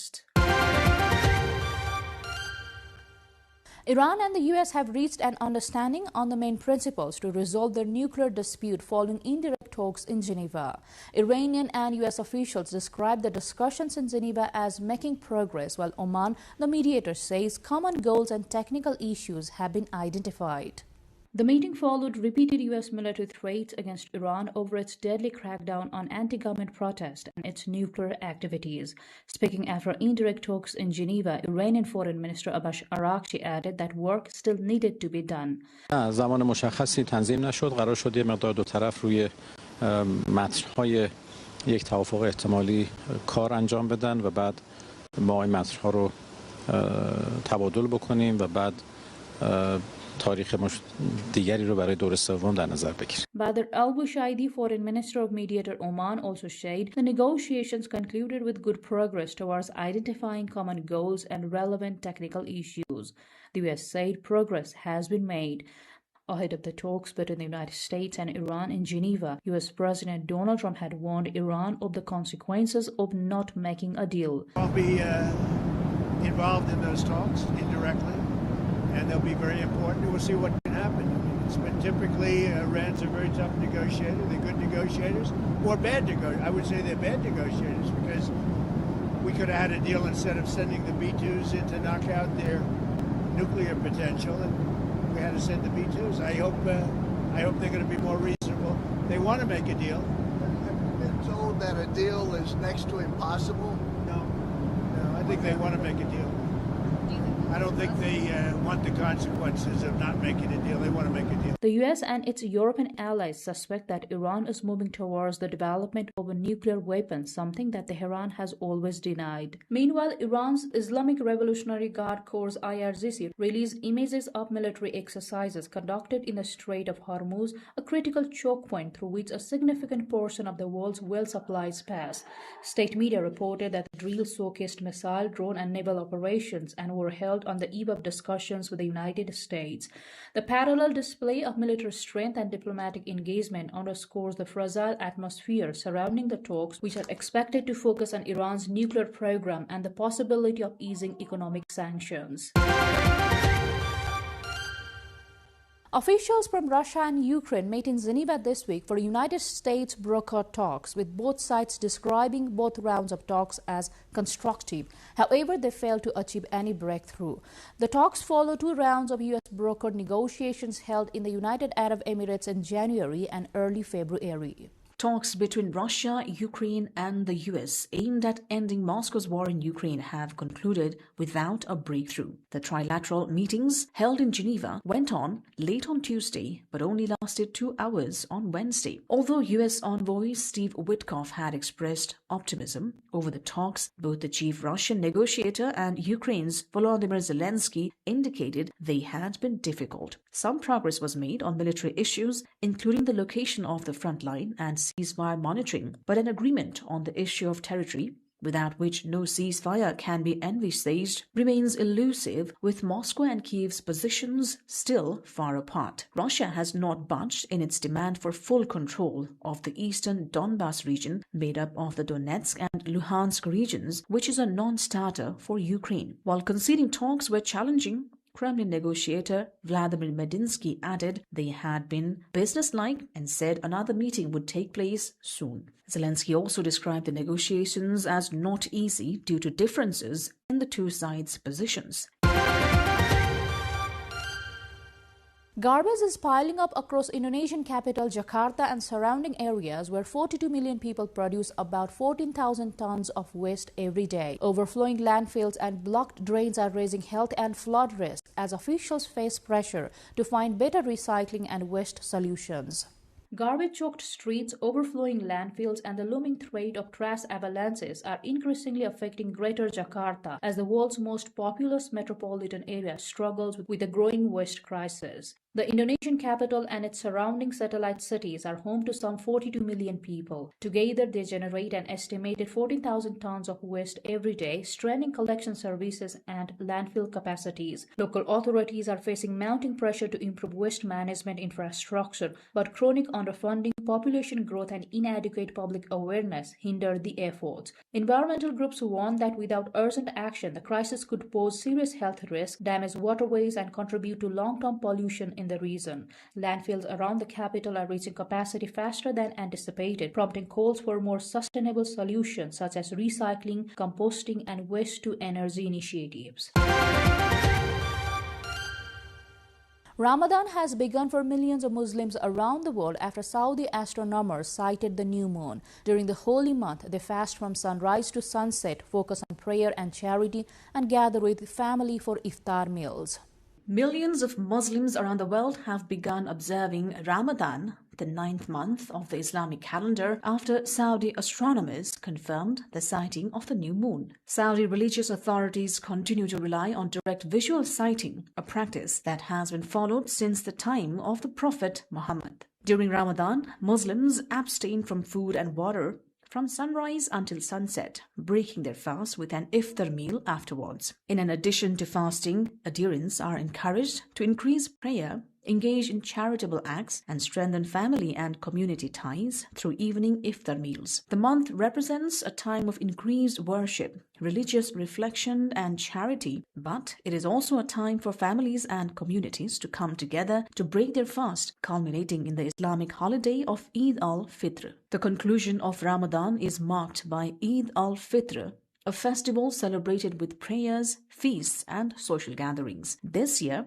Eid is projected to fall on April 10-11, depending on moon sightings across different regions. The observance of Ramadan remains one of the 5 pillars of Islam, underscoring its central role in Muslim religious life worldwide. Scientists say they have drilled deeper than ever beneath the West Antarctic ice sheet. The vast expanse is estimated to hold enough ice to raise global sea levels by 4 to 5 meters.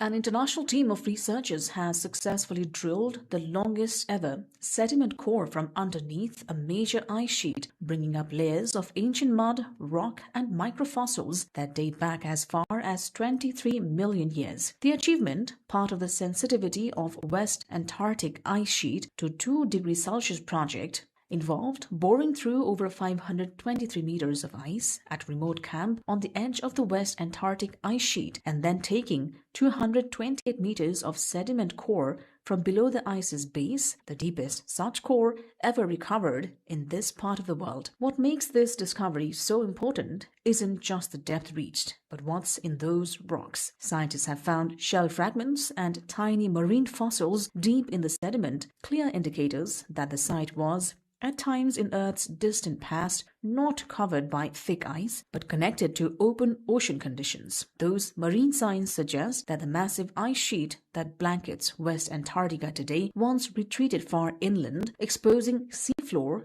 and allowing light-dependent ocean life to flourish. Researchers believe this sediment archive captures a timeline of multiple climate and ice sheet states, spanning periods of warmer global temperatures when the ice margin was smaller or even absent.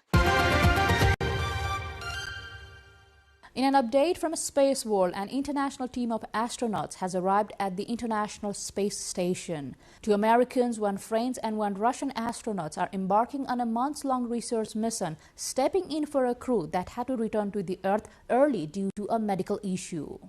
An international team of astronauts arrived at the International Space Station ISS on February the 14th, restoring the station's full complement following the early departure of the previous crew due to a medical issue. The Crew 12 team includes American astronauts Jessica Meir and Jack Hathaway, Francis Sophie Adenauer, and Russian cosmonaut Andrei Fedyaev. Their arrival brings the ISS back to full operational strength, enabling a return to the station's complete research and maintenance schedule. The astronauts will conduct an 8-month mission focusing on experiments in biomedical science, microgravity physics, and technology demonstrations. They will carry out routine maintenance and spacewalks that were delayed under the reduced crew complement. The previous Crew 11 team returned to the Earth ahead of the schedule in January after a crew member required a medical evacuation, the first such instance in NASA's spaceflight history. NASA officials say Crew 12's arrival is vital for sustaining international cooperation in low Earth orbit and supporting the agency's broader goals, including preparations for future lunar missions under the Artemis program and long-duration deep space and long-duration space exploration. Thousands gathered in northwest Nigeria as the fishing festival returned to the area. The festival promotes unity, culture, and tourism in the region.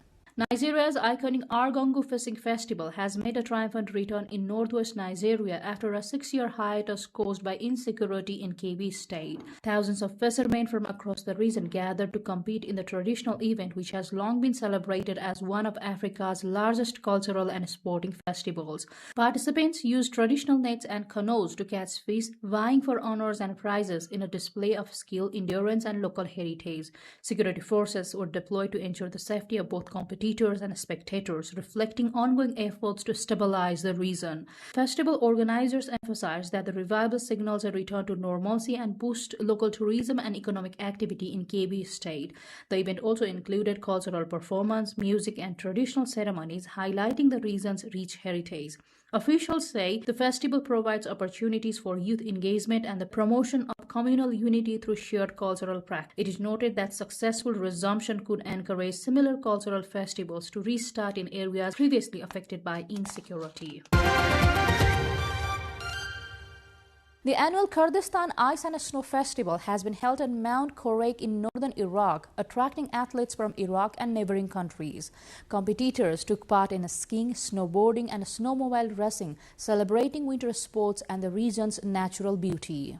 The annual Kurdistan Ice and Snow Festival officially kicked off on Tuesday on Mount Korek in northern Iraq, drawing more than 50 local and international athletes to the snow-covered slopes of the autonomous Kurdistan region. Set against a backdrop of sweeping white peaks and crisp winter skies, the festival has quickly become one of the region's most anticipated seasonal events. Competitors from across Iraq and several neighboring countries gathered to take part in a variety of snow sports, including skiing, snowboarding, snowmobile racing, and endurance challenges designed to test speed, skill, and stamina. Organizers said the event aims not only to promote winter sports, but also to highlight the natural beauty and tourism potential of the mountainous area. Mount Korek, which rises more than 2,000 meters above sea level, is one of the few locations in the country where snowfall is heavy enough to sustain winter sporting activities. The festival's opening ceremony featured music performances, cultural displays, and welcoming remarks from local officials who emphasized the importance of sports in fostering unity and international cooperation. Athletes expressed enthusiasm about competing in the unique setting. Many described the event as an opportunity to exchange experiences,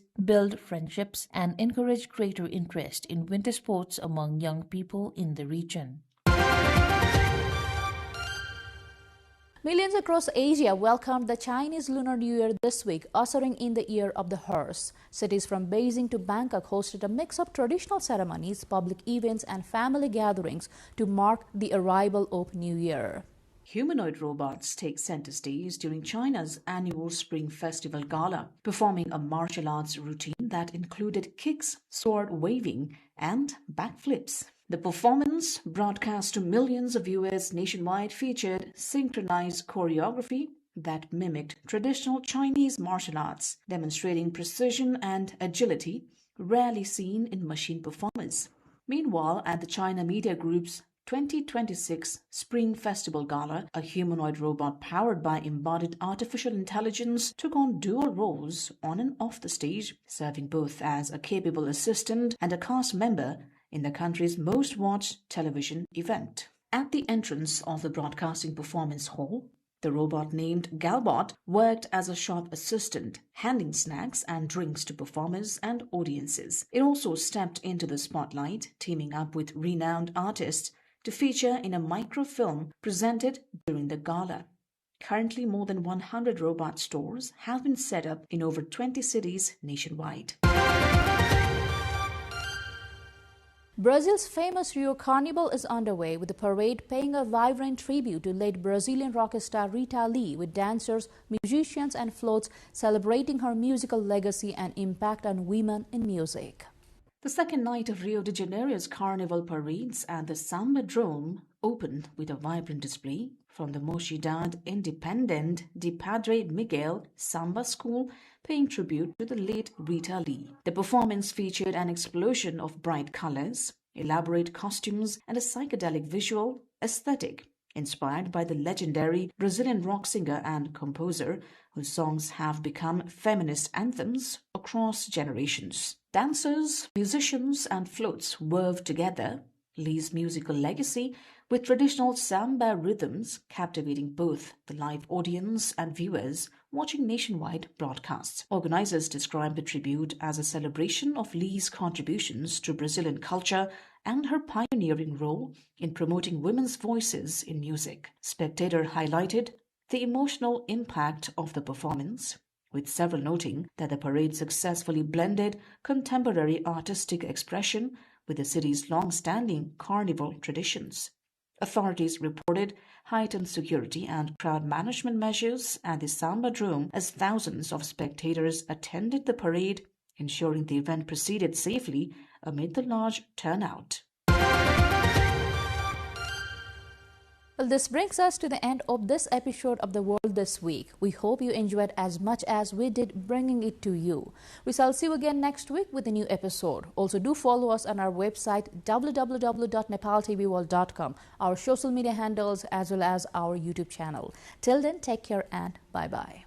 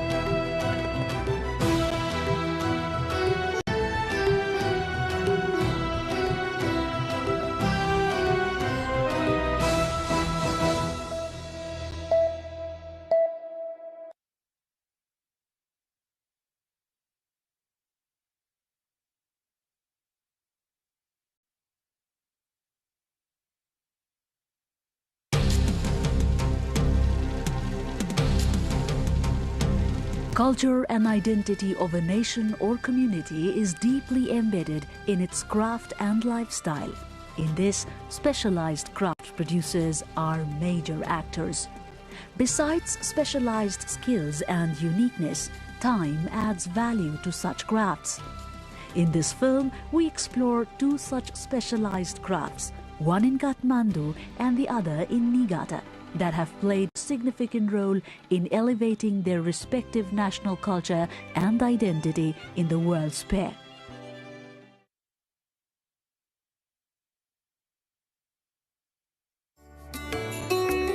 The capital of Nepal, Kathmandu, is a spectacular blend of natural beauty and culture.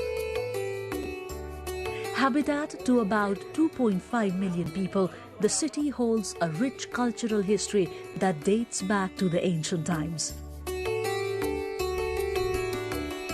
The 7 UNESCO World Heritage Sites it encompasses are evident to the fact. Swayambhunath, Bodhanath, Pashupatinath temple premises, Changunarayan temple area, as well as the 3 Darbar squares of Kathmandu, Patan and Bhaktapur enlisted in the UNESCO Cultural World Heritage Site are not only a glimpse of its civilization, but Nepalese treasured pride.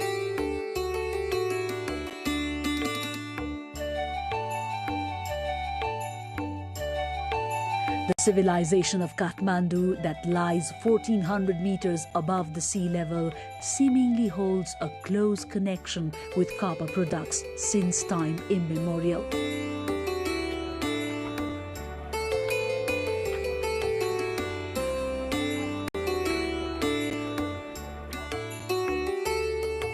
Historical text has it that Kathmandu in ancient time was referred to as Nepal. Sanskrit lexicographers have a synonym of tamra or copper as Nepaliklam and Nepalam. Hence, the origin of the name Nepal is assumed to have been derived from the Sanskrit word copper.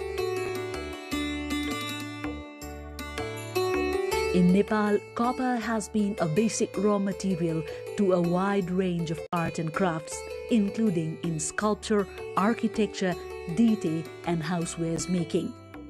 Thus, it has over time been an integral part of Nepali civilization and lifestyle. इस्वीको सुरुदेखि चाहिँ ताम्रको टुक्राहरूको व्यवहारबाट चाहिँ यसको चलनचल्ती भएको बुझिन्छ। त्यसपछि चाहिँ 6औं शताब्दीमा आएर चाहिँ यसबाट चाहिँ मुद्रा बनाउने चलन आयो। तिस्टुङको भटुवाल र पाल्चोक भन्ने 2 ठाउँमा अंशुवर्माले राखेको अभिलेखमा चाहिँ यो ताम्रभाण्ड तामाका भाँडाहरू चाहिँ सरकारको स्वीकृति बिना बाहिर लानु हुँदैन भन्ने उल्लेख आएको छ। भेन्साङ चाहिँ भारतमा आएर भारतबाट चाहिँ नेपाल भएर चाहिँ चीन फर्केको बुझिन्छ। त्यो चाहिँ 643-44 ईस्वी सम्बततिर आएको बुझिन्छ। त्यो जुन कैलाशकूट भवन छ त्यो कैलाशकूट भवन बारे भेन्साङले एकदमै राम्रो चाहिँ उल्लेख गरेको छ कि यो 7 तलाको थियो। यसको चाहिँ छाना चाहिँ तामाको थियो। यसको चाहिँ नेपालमा चाहिँ तामाको पैसा चाहिँ चल्तीमा छ। यहाँका मानिसहरूले भाँडाकुँडाहरू तामाको चलाउँछ। यी कुराहरू उल्लेख गरेको छ जुन चाहिँ चाइनाको टाङ वृत्तान्तमा अथवा इतिहासमा उल्लेख गरिएको छ। The earliest known Ripause image is Garudasana Vishnu, dated 607 CE from Changunarayan temple in Bhaktapur. Some historical metal idols of the 6th and 7th century are remaining in private possession or in museum collections abroad. A significant consideration as evidence of copper metal craft are the idols dating back to the 11th century, excavated in Makwanpur, which is a district adjoining Kathmandu. At the moment, these rare valuables are safely harbored at the Patan Darbar Square Museum.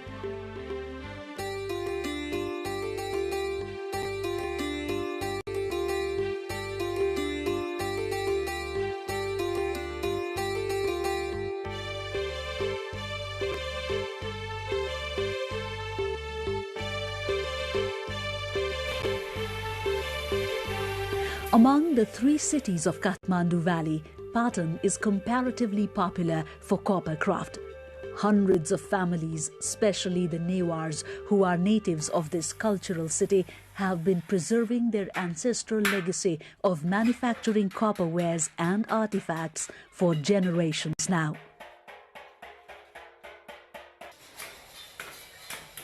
In Nepal, copper artifacts are made mainly through 2 techniques, either by lost waxing or ripause, which is a technique of pounding metal sheets.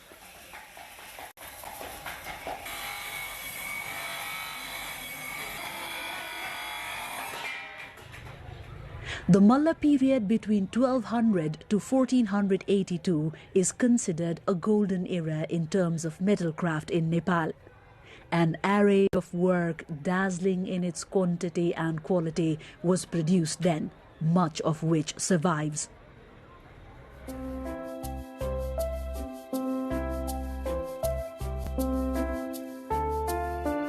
The popularity of Nepali artisans had reached far and wide. It was in this period that Araniko, the famous artisan, was taken to Tibet. In 1265, Emperor Kublai Khan of China, impressed with Araniko's work, invited him to the capital and got him to renovate the artifacts in the monastery there, dating back to the Song period. In 1274, Emperor Kha appointed Araniko the director of the court artisans in China. To date, artists in hundreds are committed to continue the legacy of copper craft in Nepal. Among them, some are successfully effortful to simultaneously take ahead promotion and expansion of the craft.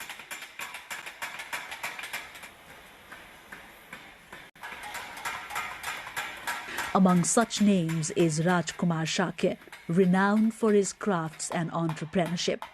Shakya was born on 1966 in Patan, in a family of metal craftsmen. हाम्रो पुर्खौली अब बाजे बराजुदेखि नै यही काममा लाग्नु भएको बुवाले काम गर्नु भएको जासलमा बसेर बुवासँगै बसेर खेल्दै सिक्दै काम गर्दै गर्दै परम्परागत तरिकाले नै सिकेको मैले सानो बेला सिक्दाखेरि त्यति बजार पनि थिएन यो कलाको अहिले आउँदाखेरि यो कलाको चाहिँ बजार पनि अन्तर्राष्ट्रिय जगतमा फैलिँदै गयो यसको चाहिँ उत्पादनमा पनि वृद्धि गर्नुपर्ने देखियो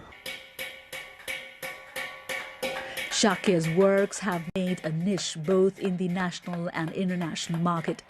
Passion, focus, devotion and search for new ideas is what has elevated Shakya's profile as compared to other artists. The incomparable expression of skill and creation of beauty are reflected in his works, which are beyond imagination for any ordinary artists.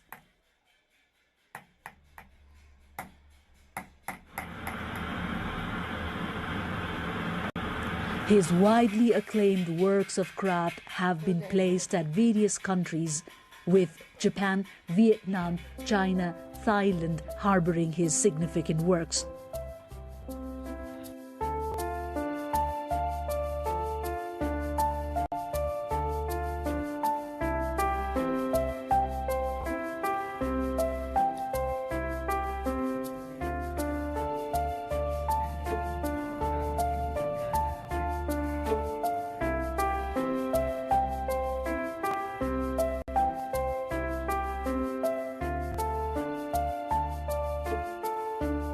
The latest is the 155 feet tall idol of Guru Padmasambhav in Bhutan. Based on repoussé, pounded sheets of copper were wrapped around iron skeleton, which was built using modern architecture. Supervised by Shakya, it took 4 years for 57 artisans to complete the idol. 2000 Expo मा जर्मनमा मैले सबभन्दा ठुलो स्वयम्भूको स्तूपा बनाउने अवसर पाएँ फेरि पछि चाहिँ 2010 मा चाइनामा पनि फेरि वर्ल्ड एक्सपोमा त्यहाँ पनि मैले चाहिँ ठुलो स्तूपा बनाउने र अरु कलाकृतिहरू बनाउने मौका पाएँ त्यसमा चाहिँ अझ मैले चाहिँ हाम्रो हनुमान ढोकाको श्वेत भैरवको मुखाकृति 12 फिटको श्वेत भैरवको मुखाकृति पनि बनाउने अवसर पाएँ त्यो पनि त्यहाँ अब चाइनामा चाहिँ एक्सपोमा प्रदर्शन गर्न पाएँ त्यसपछि अनि चाहिँ मैले भुटानमा पद्मसम्भवको मूर्ति बनाउने पनि अवसर पाएँ Cultural and anthropological experts have highly evaluated Shakya's efficiency and capabilities. त्यो 14औं शताब्दीमा जुन परम्परा थियो हाम्रो नेपालबाट अन्य देशमा गएर चाहिँ नि कलाकारहरूले आफ्नो कला प्रस्तुत गर्ने, नेपालको कलाकारितालाई त्यहाँ चाहिँ नि स्थापित गर्ने जुन काम गरेको थियो, त्यसै कामको चाहिँ नि निरन्तरताको रूपमा अहिले हामीले 20औं 21औं शताब्दीमा राजकुमार साकेजीलाई पाएको छौं। यस्तो ठुलो ह्युज त्यो मूर्तिहरू बनाउने क्रममा चाहिँ नि त्यो मूर्तिको एउटा स्थानबाट अर्को स्थानमा सार्नु, त्यस्तै गरी त्यसलाई चाहिँ प्रोपोर्सनेट मिलाउने आदि इत्यादि टेक्निकल पनि एकदमै कठिन काम हो। अब यसलाई चाहिँ उहाँले अत्यन्तै माइन्युटली चाहिँ गर्नु हुँदो रहेछ। To reach Shakya's stature, however, takes a lot of dedication, devotion, practice and patience. Thus, not many youth look keen in pursuing with the profession. Keeping this in mind, Shakya also conducts classes for the younger generation in a bid to hand it over to them. Most interestingly, Shakya's son is also one of his pupils and has already joined him in his business. हेरिटेजमा नेपालको एकदम टुरिस्टहरु पनि एकदम आकर्षित भयो हेरिटेजमा हैन, त्यही भएर अब बुवा पनि यसमै लाग्नुभयो। त्यही पनि मैले नि यसमै गरौँ कि जस्तो मलाई लाग्यो। बुवा यति आर्टिस्ट भएर पनि अब मेरोमा पनि धेरै एक्सपेक्टेसन गर्छन् होला अरूले पनि, त्यही भएर अब सिक्न काम गाह्रो पनि छ, सिक्न अब टाइम पनि लाग्नेछ, धेरै सिक्न पनि त बाँकी छ। Such noble endeavors, complemented by the engagement of the younger generation, have indeed sparked a hope that the prosperous tradition will be kept alive. For those involved in copper kitchenwares and housewares, the biggest emerging threat is the modern wares, which are both attractive and cheaper. In a bid to preserve their profession, they have now attempted to add diversity to their products based on the demand of the changing times. Meanwhile, there are others like Kalyan Krishna Tamrakar, who, although remaining in the trade, have embraced newer productions based on market needs. Tamrakar has been manufacturing artistic utensils along with internationally acclaimed singing bowls, which are mostly used in meditational purposes. करीब 28 वर्ष भयो singing balls, नयाँ singing balls बनाउने र त्यसमा अलिकति थेरापिक युजको लागि बनाएको सायद नेपालमा पहिलो नै मैले बनाए होला। एउटा फिलोसफी हो। जहाँसम्म युटेन्सिल्स मैले बनाउने सन्दर्भमा पहिला यो धेरै पहिलाहरू बन्थ्यो र पछि बिस्तारै यो ब्रोन्जको युटेन्सिल्सहरू लोप हुँदै गयो। अनि यो बनाउनु पाए हुन्छ कि भनेर अनि हामीले यसलाई फेरि बनाउन थालेको। The market for singing bowls is mostly Europe and is used in intensive research and meditation. The sound created from the balls vary based on the utensil itself and is proven effective for improving blood circulation and hence is used in therapy as well. Tamrakar, whose forefathers had been copper craftsmen by profession, has justifiably promoted their knowledge and skills in the wider market through entrepreneurship. Majority of his buyers are from Germany and Japan. やはり他で買いが利かないのと、さらにその日本の求める品質にネパールの人たちが合わせてものを作ってくれるからと思います。私のユーザーは心を癒すそういったツールを大変求めているユーザーが多いです。例えばアロマセラピーの方でヨガの方、そういった方たちの要望に応えるためにネパールから輸入しようと思いました。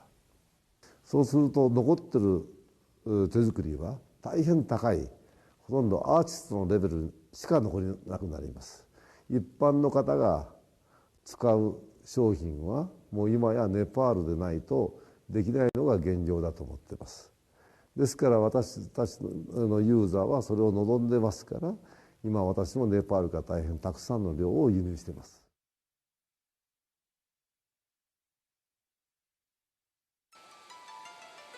In the Yahikoyama terrain drained by Shinano River lies Niigata city. Rice farming is predominant owing to the rich soil deposit, which makes it ideal for agriculture.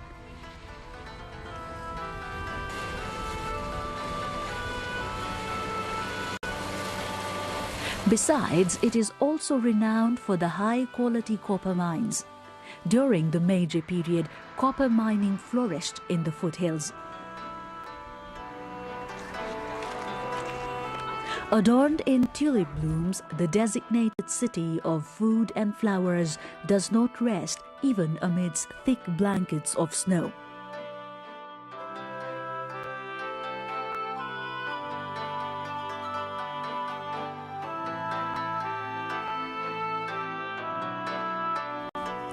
Subame in Niigata is a city of metal craft and craftsmen that have thrived through prosperity and tumultuous times.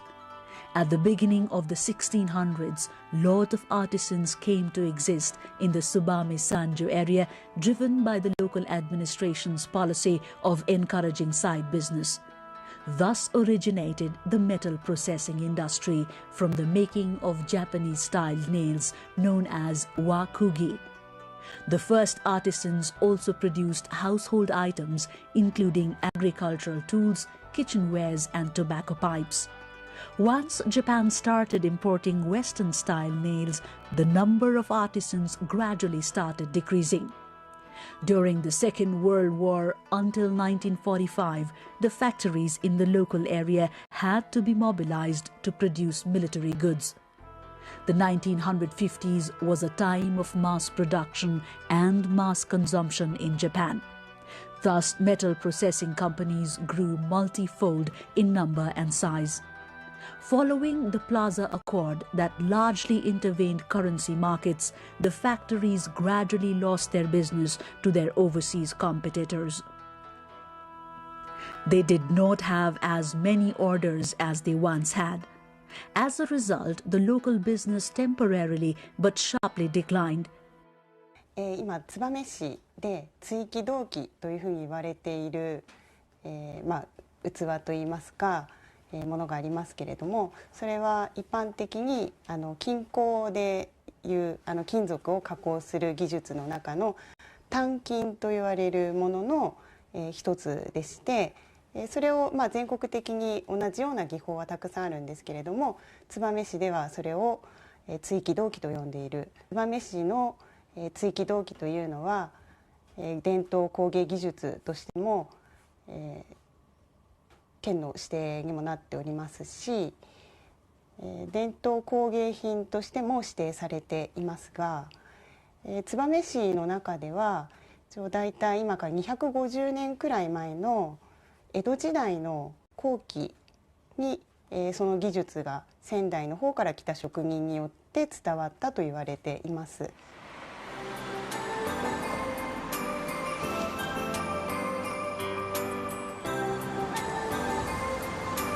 Kakuhei Tamagawa also learned the technique from the craftsman and hence founded Gyokusendo in 1816.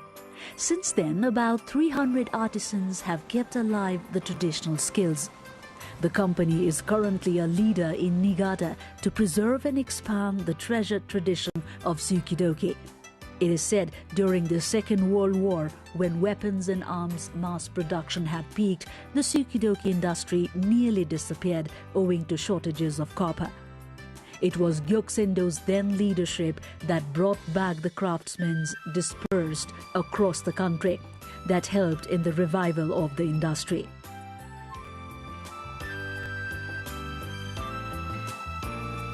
Gyokusendo celebrates its 200th anniversary in 2016. Today, its outlets are spread in top-notch departmental stores in high-end streets of Japan and overseas.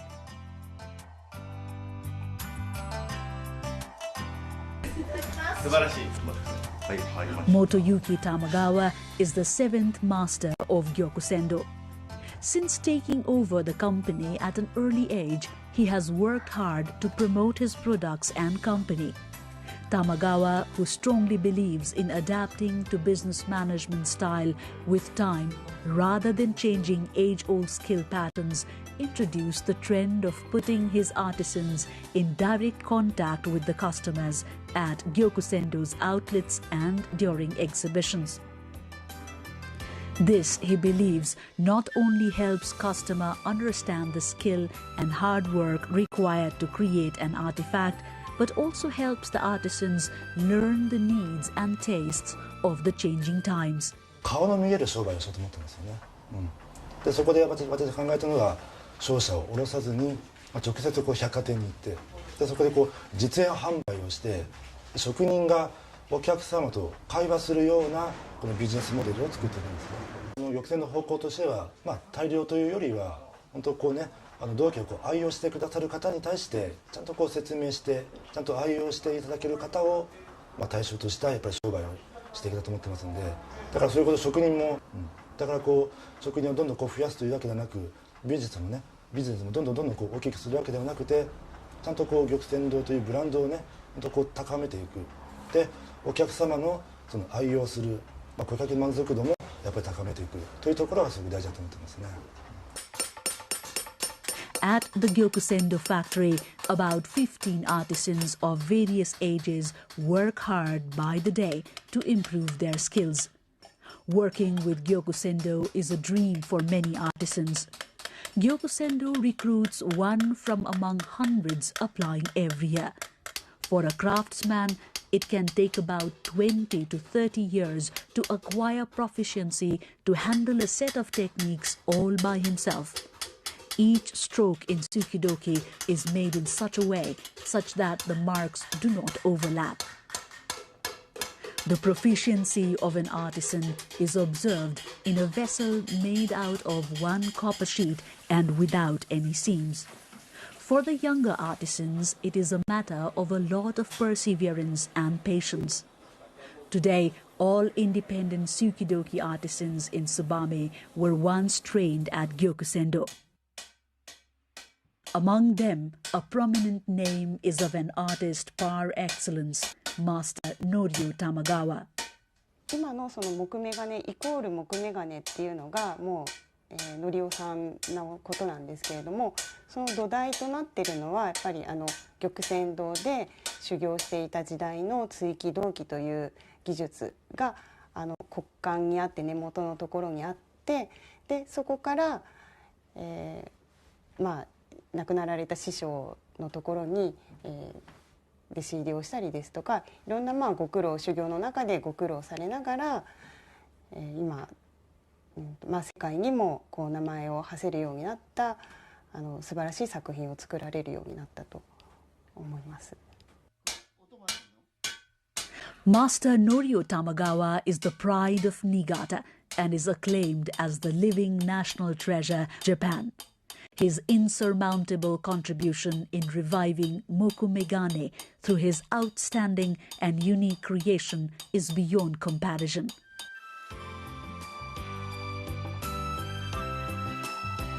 The Tsubame Industrial History Museum, which is a hub to compile, preserve and exhibit industrial heritages, has set up a separate section to exhibit his works.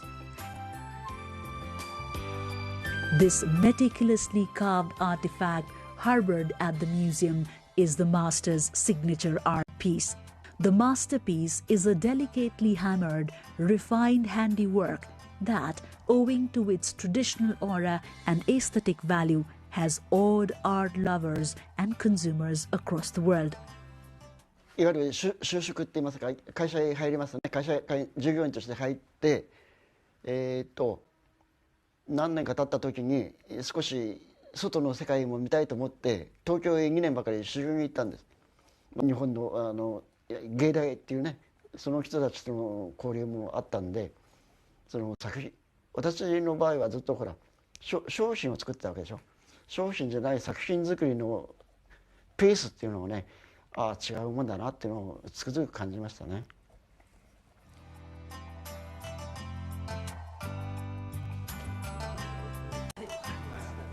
The master reminisces It took him 11 years before he could call his product a piece of art. As a young artist, he took inspiration from his seniors to aim high and excel bigger dreams.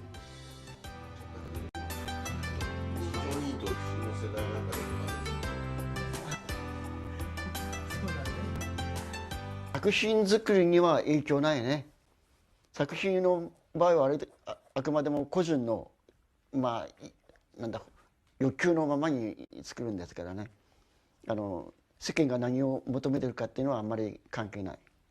っていうのは力がいる仕事なんでね。もう70過ぎてね現役っていうのは今まであんまりいなかったんです。だから私は仕方ないからやってるけども。だから夢はないけども、もう作品をいくつ作れるか。The traditional skill nurtured by newer skills, tools and technology has elevated the 200-year-old technique to a world-class art.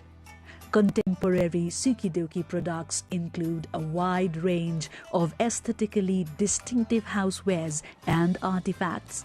Mr. Tatsushi Tamagawa, currently the chief manager at Gyokusendo, is Master Norio Tamagawa's son. He started as an artisan at Gyokusendo. Since then, much has changed. He has seen the changing business landscape, the diversity in products, which he says directly or indirectly determines the mindset and working style of an artisan. 言われたものを早くきっちり作るっていうのがとてもいい職人だと思うんですけども、最近はプラス、いろいろこういう喋るものとかも今はそういうふうに、いろいろお客様に説明するとかそういうものも含まれて、全てこなしていい職人になるのかなという感じは最近はありますね。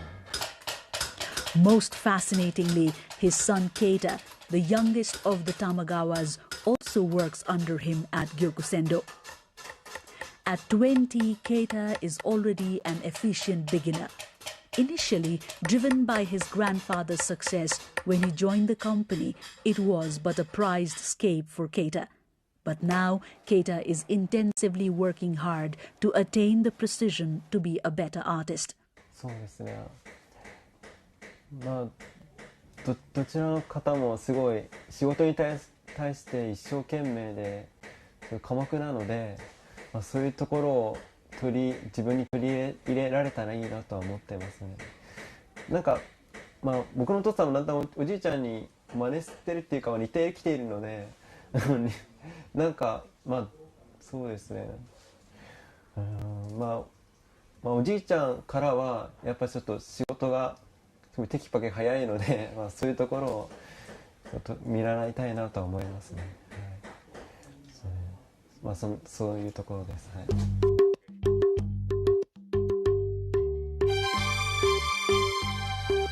Since the beginning of human civilization, art has evolved based on culture and vice versa. Nevertheless, the demand of changing times has had a detrimental role to play in its course and form. Whether it is Niigata or Kathmandu, artisans continue to express themselves in their artworks. There is little doubt the modern-day artisans' creativity, aided by modern technology, has not only helped preserve traditional skills, but also contributed to the ascent of human civilization.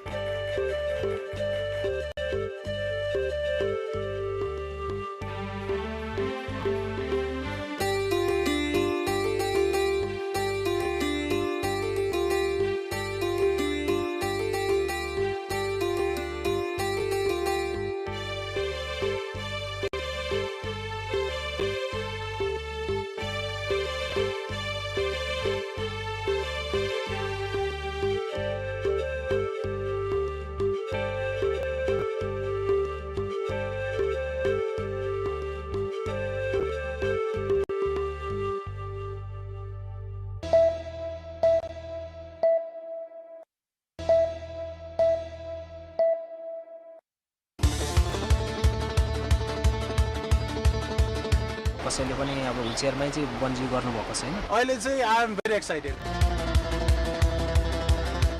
रमाइलो yes 2 1 bungee different आइडियाहरू हुन्छ हाम्रो जस्तै अब खुट्टामा लगाएर normally jump गर्नुपर्ने उहाँहरूले चाहिँ हामी बडीमा मात्रै लगाएर जम्प गराउँछौँ let's go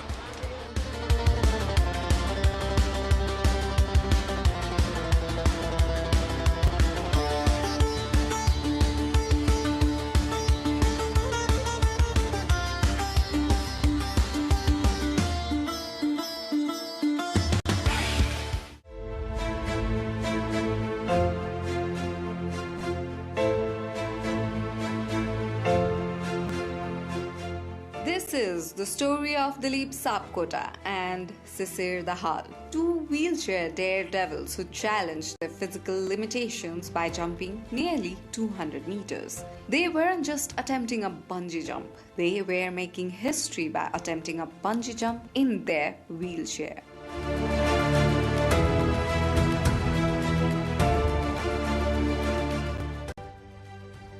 The location was the famous The Last Resort, offering adventurous thrill over Bhotekosi River in Sindhupalchok district of central Nepal.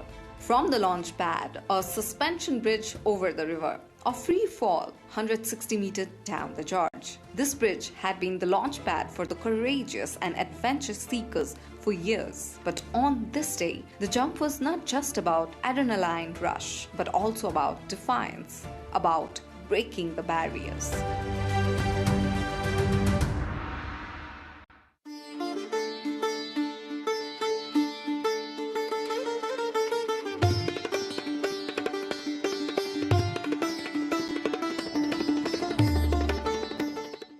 Dilip, a fierce advocate for inclusive tourism, has spent years pushing boundaries, paragliding, ziplining, even bungee jumping without a chair. अपङ्गता भइसके पछाडी म आफूलाई कसरी refresh बनाउने त म आफै चाहिँ कसरी ह्याप्पी हुन्छु भनेर आफैले आफैलाई बुझ्दाखेरि चाहिँ मैले घुम्दा ट्राभलहरू गर्दा एडभेन्चरहरू गर्दा अझ म बढी आफै खुसी भएको पाएँ अनि त्यस पछाडी चाहिँ मलाई मैले प्याराग्लाइडिङहरू गरेँ प्याराग्लाइडिङहरू गरिसके पछाडी बन्जी पनि गर्नुपर्छ भन्ने लाग्यो अनि मैले बन्जी गरेपछि होइन अब यो बन्जीलाई पनि एकचोटि व्हिलचेयरमा पनि बन्जी गर्नुपर्छ हैन नेपालमा म चाहिँ अपङ्गता भएका साथीहरूले चाहिँ एडभेन्चरकोमा चाहिँ अलिक पछाडी देखिने उहाँहरू खासै त्यति धेरै एडभेन्चरहरू गर्नलाई त्यस्तो खेलहरू खेल्नलाई डराउने यस्तो हुन्छ उस्तो हुन्छ भन्ने उहाँहरूको चाहिँ मेन्टालिटी पनि थियो र त्यो मेन्टालिटीलाई पनि चिर्नुपर्छ मैले यो सकिन्छ हामीले पनि खेल्न सक्छौँ गर्न सक्छौँ र एउटा चाहिँ समावेशी पर्यटनलाई पनि यो एउटा वकालत पनि हुन्छ नेपाल सरकार लगायत सम्बन्धित निकायलाई यो वकालतको पनि एडभोकेसी पनि गर्न सकिन्छ भन्ने उद्देश्य राखेर मैले चाहिँ बन्जी गरेको Sisir, an agricultural entrepreneur living with spinal paralysis, has turned his challenges into advocacy. म अनेस्टली भन्नुपर्दा यो चाहिँ पुरै अनप्लान्ड नै हो हैन जति पनि मेरो लाइफमा म जति पनि एडभेन्चर अथवा उ गर्छु हैन त्यति धेरै प्लान गरेर चाहिँ गर्दिम भनेपछि गर्दिम भन्ने टाइपले चाहिँ यसको लागि चाहिँ म विशेष धन्यवाद हाम्रो दिलीप सरलाई म दिन चाहन्छु है उहाँले मलाई थाहा नै नदिकन ल आज जाम भनेर भन्नुभयो मैले आज भोलि हामी बन्जी जम्प गर्दैछौँ भनेर हिजो दोलालघाट आइपुगेपछि हामी काठमाडौँबाट हिँडेको मान्छे दोलालघाट आइपुगेपछि थाहा पाएको सो अब गरौँ न त आइसक्यो भनेर चाहिँ हैन एउटा अनुभव पनि हुन्छ लाइफमा हामी जस्तो अपाङ्गता भएको व्यक्तिले पनि गर्न सकिन्छ है भन्ने टाइपले हैन अनि त्यहाँबाट अरूलाई मोटिभेट गर्नलाई साथसाथै अब आफ्नो पनि एउटा रिफ्रेसमेन्टको लागि चाहिँ अब आज हामी बन्जी जम्प गर्न जाँदैछौँ Together, the goal was clear: to inspire thousands and redefine what people with disabilities can achieve.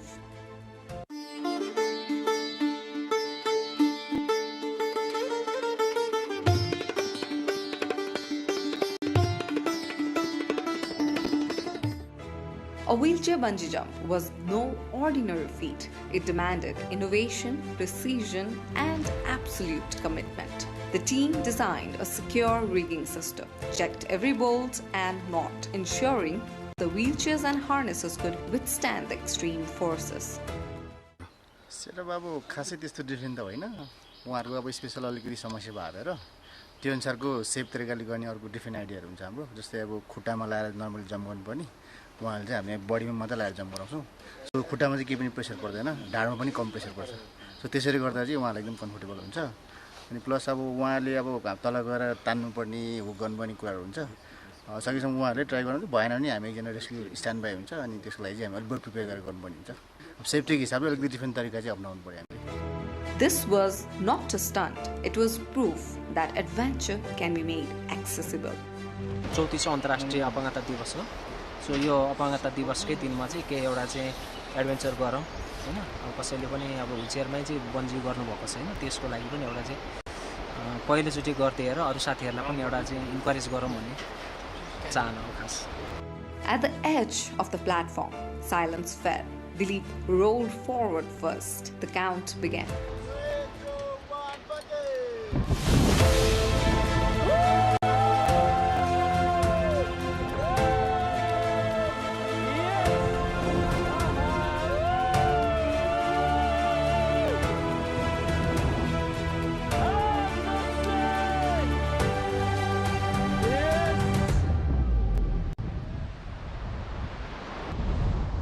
Happy International Disability Day, all of you. A symbol of confinement transformed into a vessel of freedom, probably the first ever wheelchair bungee jump in Nepal. Promax bungee! खासै अहिले चाहिँ पुरा म normal चाहिँ एकदम चिलमा छु हैन अब यहाँ हामफाल्दाखेरि चाहिँ कस्तो हुन्छ म हामफालिसकेपछि चाहिँ अनुभव सुनाउँछु अहिले चाहिँ I am very excited I am going to do something for myself हैन I am going to do my first bungee of my life so I'm very excited. Then came Sisir's turn. With equal determination, he embraced the drop. Well, let's go.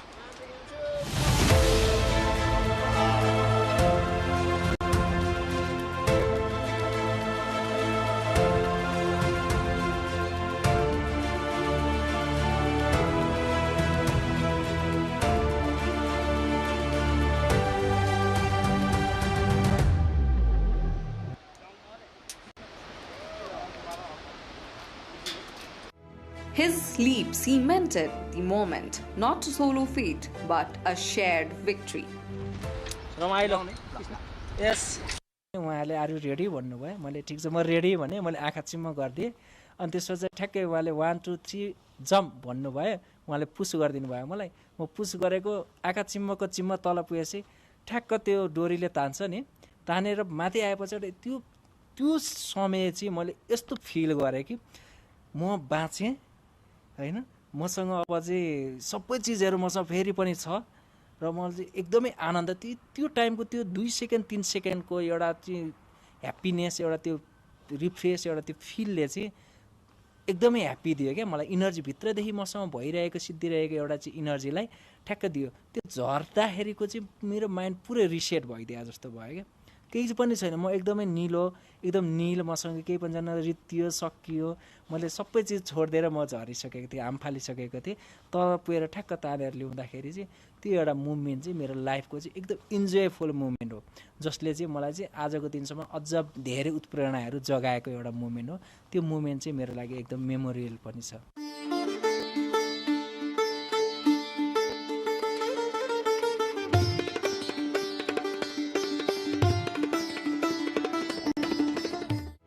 Dilip and Sisir's jump was more than a thrill. It was a loud scream demanding change, a call for accessible tourism.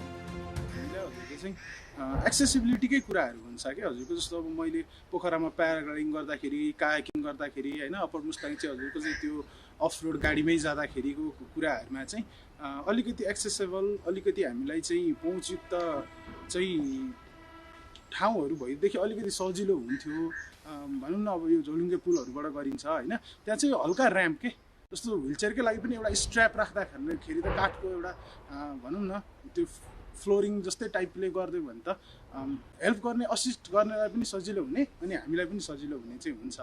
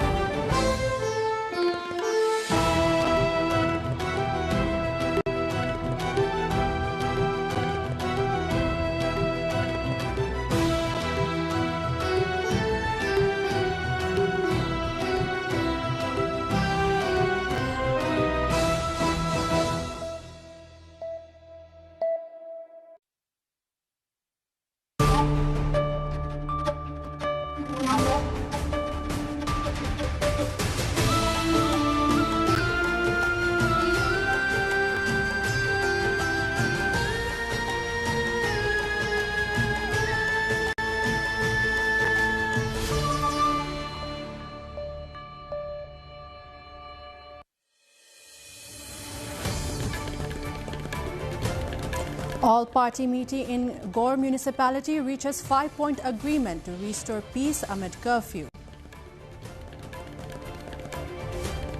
Nepal deploys high-tech war room to combat digital threats ahead of crucial House of Representatives elections. Nepal's Foreign Employment Board provides lifeline and comprehensive support to protect millions of workers abroad. Pakistan airstrikes on Afghanistan kill at least 18, including women and children. U.S. President Trump to impose global tariffs amid Supreme Court ruling, while tensions with Iran escalate. And England beats Sri Lanka by 51 runs in ICC T20 World Cup Super 8 match today.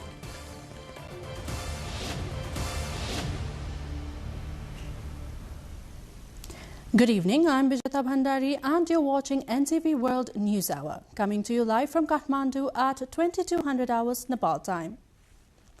Now the news in detail.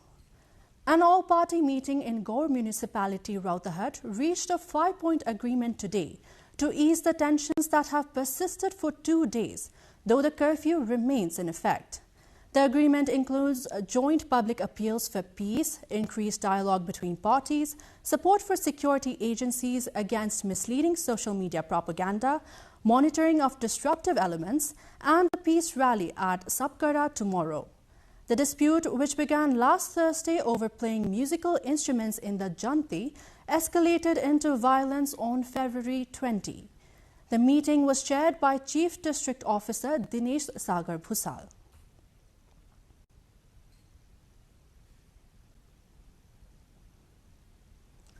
Nepal's Election Commission has launched a major crackdown on toxic information ahead of the March 5 House of Representatives elections. A high-tech war room manned by military, police and cyber experts has flagged 467 violations, removed 107 social media posts and blocked 11 illegal sites. Enforcement teams are also monitoring rural and urban areas for illegal campaigning and misuse of children, while volunteers educate voters on avoiding misinformation. The Commission emphasizes both enforcement and public awareness to ensure fair and transparent elections. We bring more on this in our segment Issue of the Day later in the bulletin. Now moving on. Shyam Khartimagar, a Nepali migrant worker, has returned home to Baglung after 17 years abroad, following a severe construction accident in Bahrain in August 2024. Gravely injured and dependent on medical support, his repatriation required complex coordination between Nepali and foreign authorities. While remittances from workers like Kharti fuel Nepal's economy, his story highlights the personal sacrifices, health risks, and vulnerabilities faced by migrant laborers. Authorities and families continue to grapple with providing care and dignity for those who endure such hardships.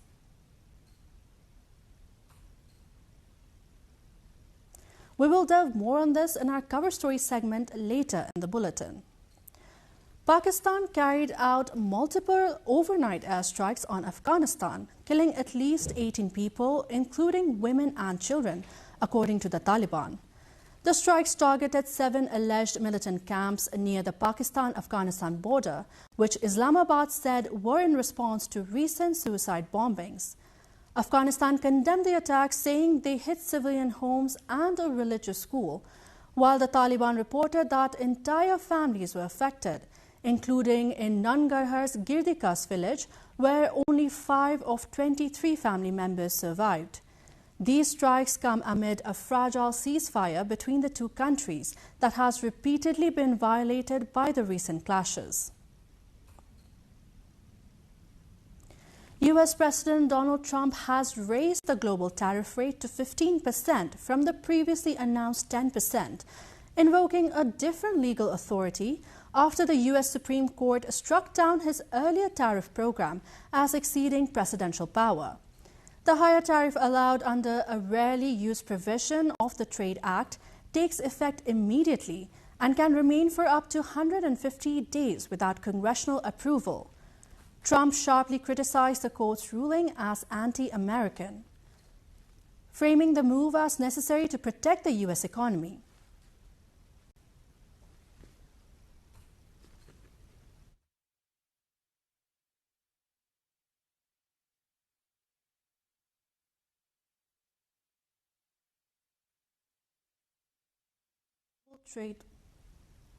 The announcement has heightened global trade, uncertainty, and drawn reactions from international partners and markets.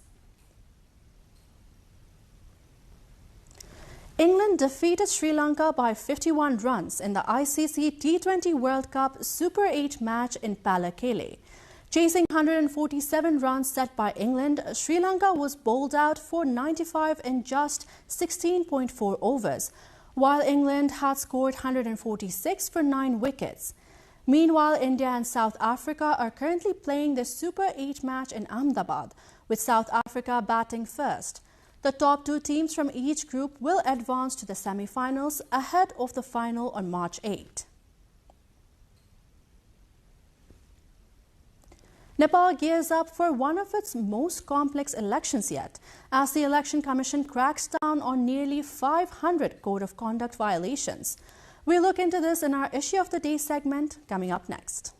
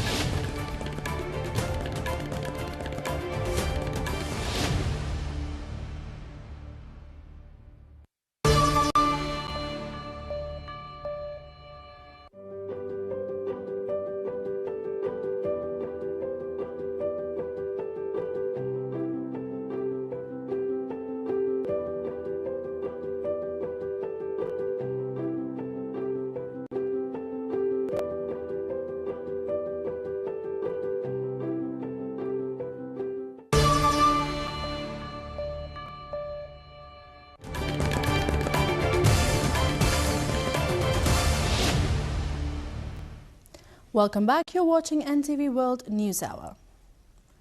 As nations worldwide grapple with the digital distortion of democracy, Nepal's Election Commission is striking back ahead of the House of Representatives elections.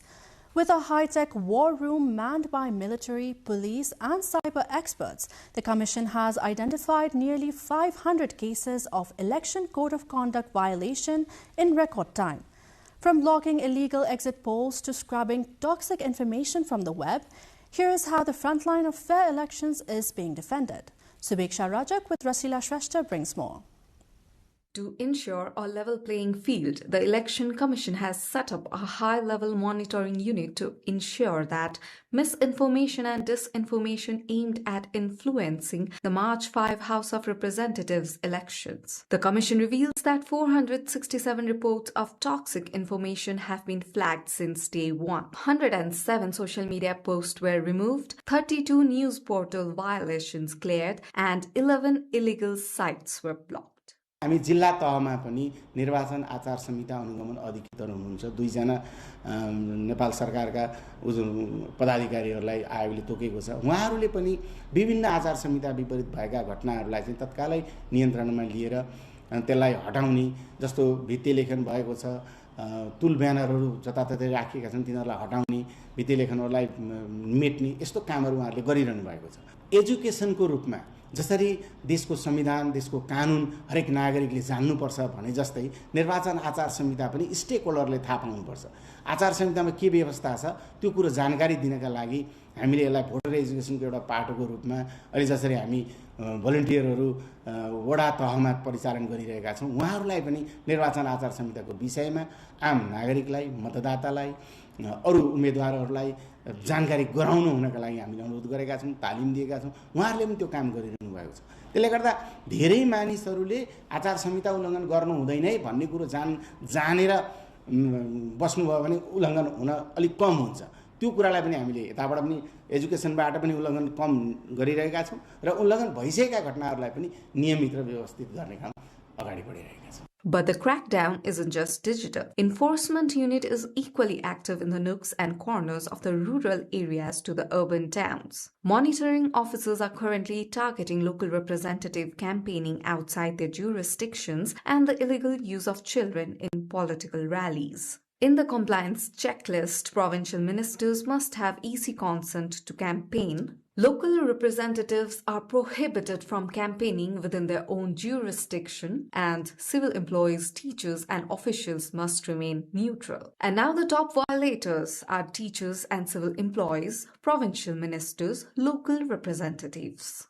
निर्वाचन आयोगको Facebook page, TikTok अथवा हाम्रो वेबसाइटहरुमा चाहिँ हामीले आम नागरिकले पालना गर्ने पर्ने विषयहरु चाहिँ राखिदिएका छौं। त्यसमा नाटक छन्, गीति कथाहरु छन्, हैन, प्रचारका अन्य सामग्री पोस्टरहरु छ। एकदमै देखेर बुझिने खालको छ। एकदमै छिटो रिडिङ गर्नु पनि परेन, हैन। ती सामग्रीहरु हेरिदिनको लागि अनुरोध गर्छु। The Commission's strategy is to fold enforcement and education. While the Cyber Bureau scrubs the web, thousands of volunteers are hitting the wards to educate voters. Now the voter think twice list. Don't share unverified info, avoid character assassination, and report toxic content. The message to citizens is clear. Think before you tag, comment, or share. In an era where a single post can derail an election, Nepal's proactive stance serves as a blueprint for digital age democracy. As the House of Representatives election in Nepal approaches, political parties and their leaders have intensified campaigns nationwide. Amid the heightened election activities, numerous cases of code of conduct violation have been reported from across the country. The cases have gone nowhere as high as in Janakpur Dham, which is the capital of the Madhya province. Rojina Rai with our correspondent Sanjay Shah looks into why Dhanusha is at the top of the code of conduct violation list.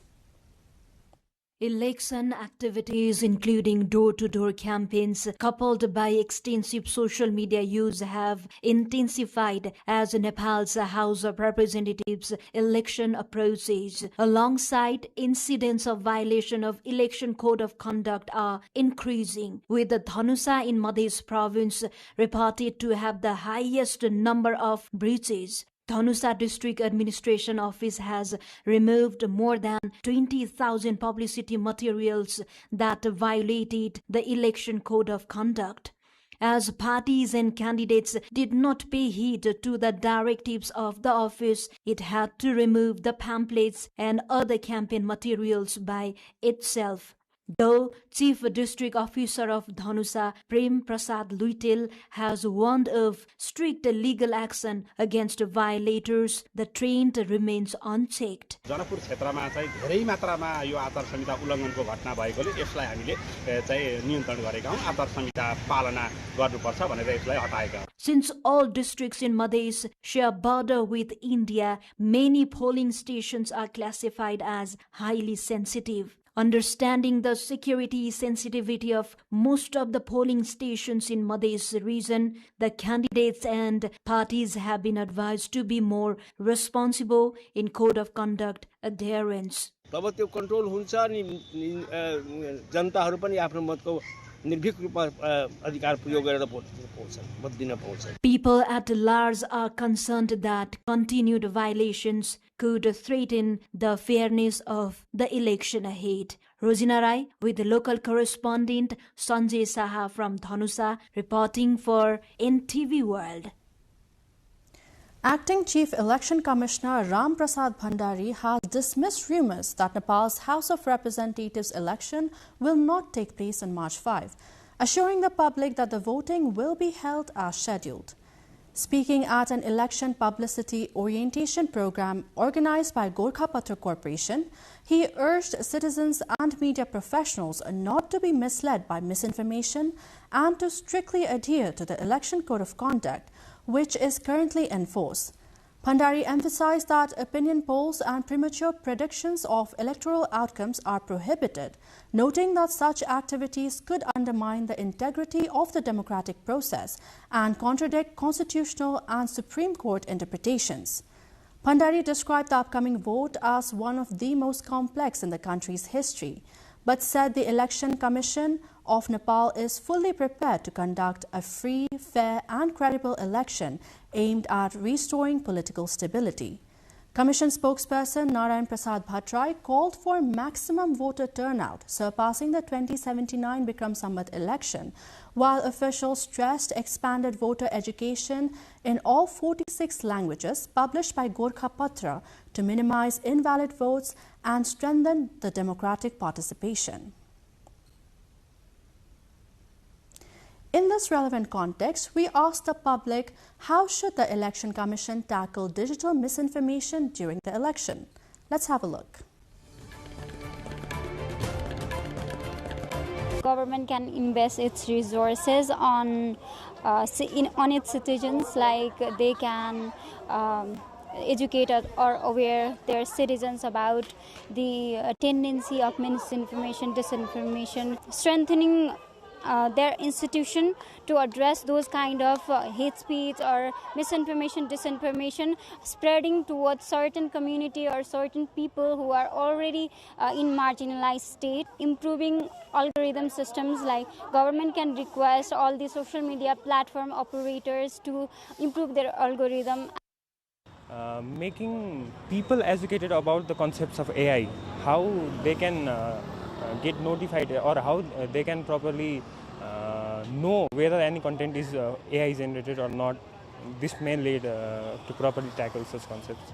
But now what the government can do is make sure that any kind of news related with the election can come from the government portal itself, and make sure that all the people who are using the knowledge related with the election should comply with those portals, those news coming from the government channels itself. यस्तो किसिमको चाहिँ सामाजिक सञ्जालमा अराजकता देखाएर अनि तपाईको सामाजिक सञ्जालमा चाहिँ यो भिडन्त, जस्तै तपाईको अहिले झापामा निर्वाचनको संगारमा अस्ति हाम्रो नोमिनेसनको दिनमा भइरहेछ के कस्ता झडपका कुराहरू देख्यौं हामीले। यस्ता कुराहरूले चाहिँ निर्वाचन सफल पार्नमा चाहिँ एकदमै नकारात्मक भूमिका खेल्छन् र निर्वाचन असफल हुन सक्छ। तसर्थ यो मिसइन्फर्मेसन, डिसइन्फर्मेसनलाई हाम्रो आयोगले, कमिसनले अहिले एउटा सूचनाद्वारा पनि सबैलाई हामीलाई अनुरोध पनि गरेको छ। त्यो अनुरोधलाई हामीले मान्नुपर्छ। It is very necessary that government release some bill or act or some rules to regulate this news that is expanding in our digital medium. In context of election commission should be in the very front to look over such information. अहिलेको सिनारियोमा त निर्वाचन आयोगले जुन हाम्रो नेपाल प्रहरीहरू छन् उहाँहरुसँग समन्वय गरेर cyber सेलहरू हुन्छ नि, त्योहरू मतलब गठन गरेर कसरी मतलब निर्वाचनलाई मिस इन्फर्मेसनबाट वञ्चित होस्, मतलब त्यस्तो नफैलोस्, निर्वाचनमा कुनै असर नपरोस्, त्यो कुरामा ध्यान दिनुपर्छ। र अर्को कुरा चाहिँ हामी जनताले आफै सचेत हुनुपर्छ। लिगल मेजर्स के छ त भन्दा हामीसँग इलेक्सन रिलेटेड एक्ट, निर्वाचनसँग सम्बन्धित ऐन र निर्वाचनसँग सम्बन्धित निर्देशिका छ। यी दुईटा ऐन र निर्देशिकाको कार्यान्वयन गर्नको लागि चाहिँ निर्वाचन आयोग जुन एउटा संवैधानिक निकाय हो त्यसले चाहिँ कार्यान्वयन गर्छ भनेर भन्छ। जबसम्म मानिस चाहिँ सचेत हुन्छ अथवा चेतना हुन्छ उसलाई गलत र सहीको, त्यसपछि उसले आफ्नो व्यवहारमा त्यो लागू गर्यो भने चाहिँ त्यसबाट बच्न सक्छ। कस्तो क्राइटेरिया देख्दाखेरि चाहिँ यो एआई क्रिएटेड हो भन्ने खालको हुन्छ, त्यसबारे चाहिँ सचेतना फैलाउनु पर्छ।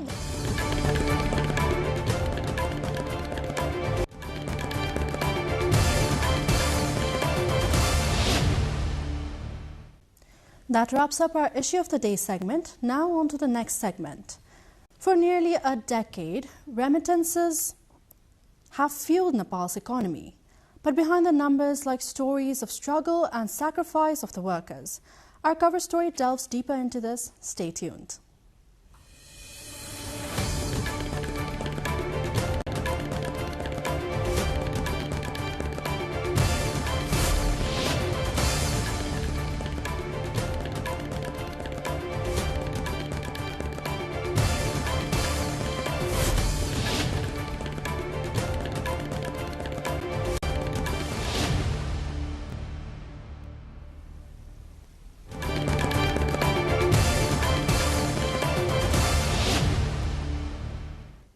Welcome back. You're watching NTV World News Hour.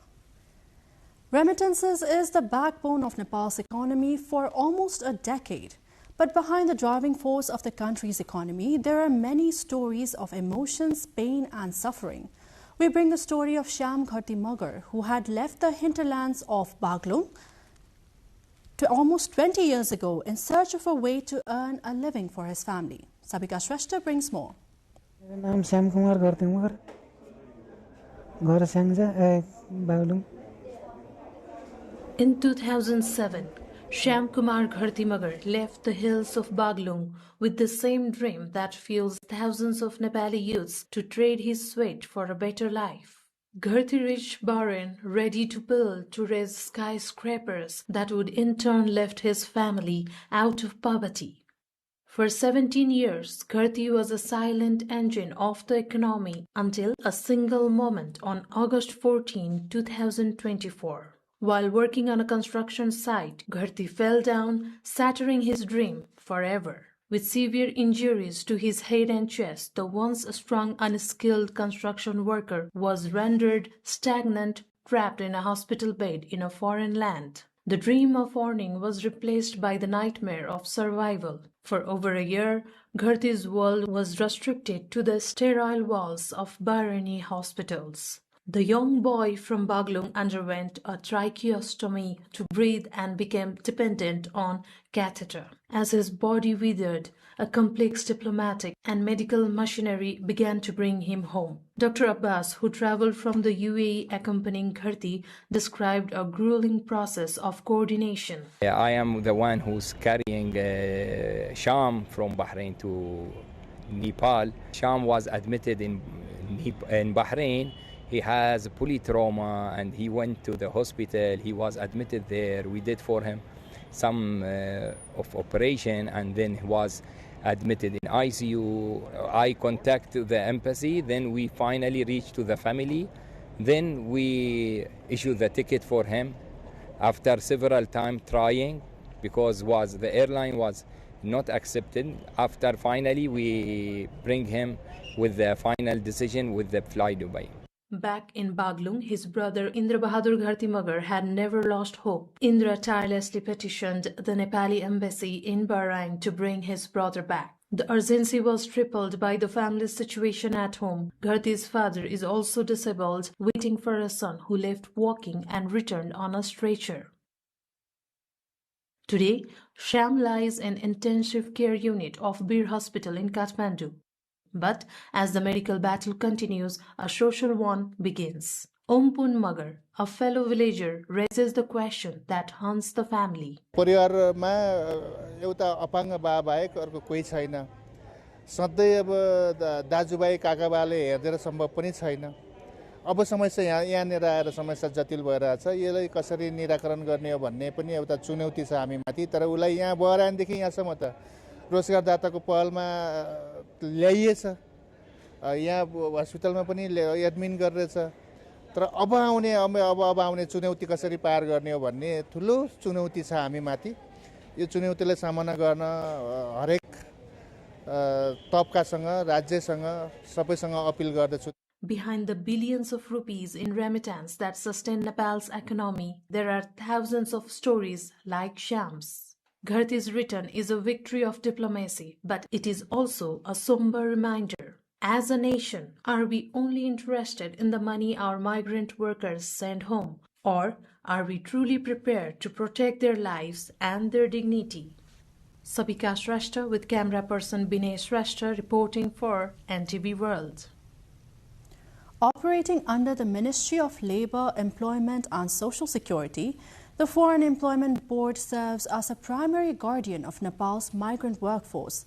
By managing the multi-billion rupee Foreign Employment Welfare Fund, the board provides a vital lifeline that offers financial relief for families, emergency medical support, and the safe repatriation of distressed workers.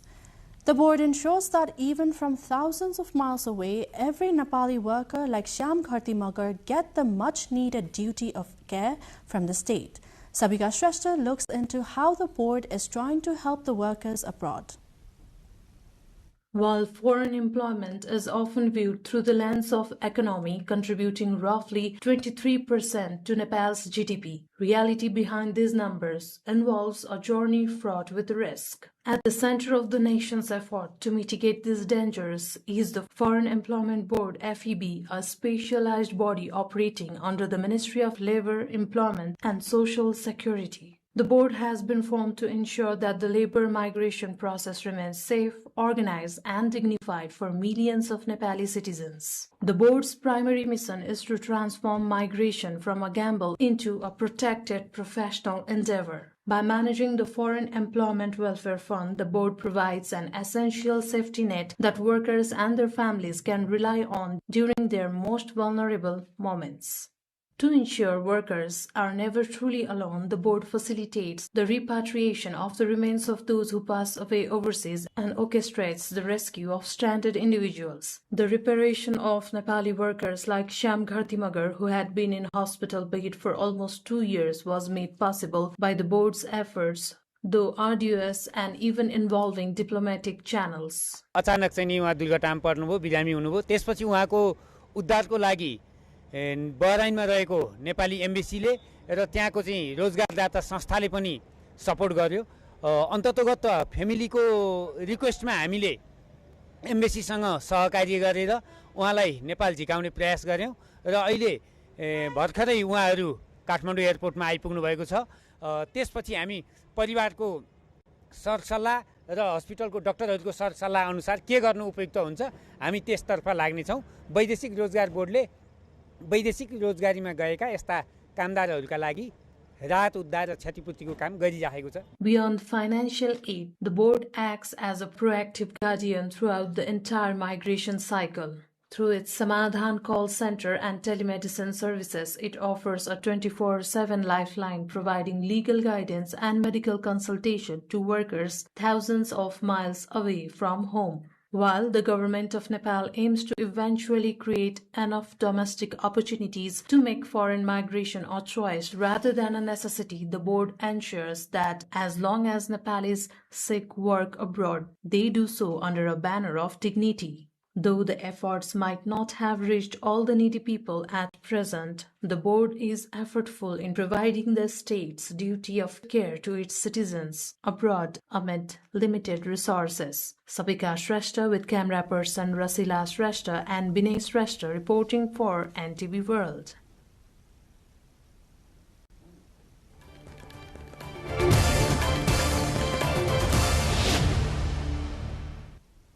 That is it for our cover story segment this hour. Now the remaining updates.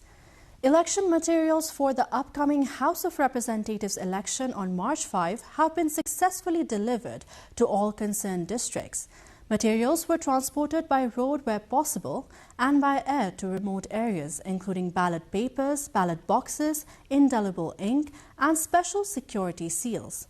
The Election Commission completed printing the ballot papers on March 4 and has already delivered them to all districts in Karnali and Koshi provinces, while distribution to other provinces is ongoing under tight security. Additional items including swastika stamps, gel pens and markers have also been dispatched to the districts as part of the preparation. The Commission says it is on schedule to complete the delivery of all election materials within this week, ensuring a smooth voting process.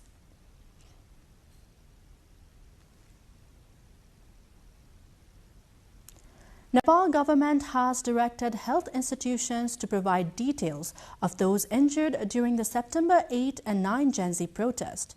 Dr. Prakash Purathoki, the spokesperson for the Ministry of Health and Population, stated that all health institutions involved in the treatment have been instructed to immediately provide the Ministry of Health with any details of any injured individuals from the Gen Z movement who may have been missed. According to him, the ministry issued the directive to all health institutions following a decision by the Coordination Committee to provide the details of the injured by February 27. The committee was formed to make the treatment and relief for Gen Z movement's injured more effective. To complete the listing, classification and reclassification of the injured in a timely manner, institutions have been requested to provide details between February 13 and February 27. A final list of the injured will be made public after investigating the applications received by February 27. Nepal's benchmark stock index recorded a sharp decline on Sunday, with the Nepal Stock Exchange or NEPSE index falling by 27.59 points or 1.04% to close at 2,614.55 points. According to NEPSE, a total of 15,989,430 shares of 324 listed companies were traded in 72,104 transactions, generating a turnover of 6.69 billion rupees. All sectoral sub-indices ended in negative territory, reflecting broad-based selling pressure across the market. The share price of Buddha Bhumi Nepal Hydropower Company Limited posted the steepest decline of the day, dropping 8.92%. Meanwhile, Akhu Khola Hydropower Company Limited led the market in terms of both transaction value and volume of shares traded. Nepali artists have crossed the border to neighboring India in showcasing how art has connected ancient civilizations of Nepal and India. The 9-day exhibition named Echoes of the Mandala concluded today at the India International Centre in New Delhi. The exhibition, curated by renowned Nepali artist Swasti Raj Bhandari Kayastha, saw creations of more than 40 Nepali artists. The exhibition, organized by Nepal Art Council, unveiled reflections of the artists channeling the imagination through ingenious impressions and paintings. Based on the theme, a giant mandala was the center of attraction in the exhibition, attended by many art enthusiasts from both the countries.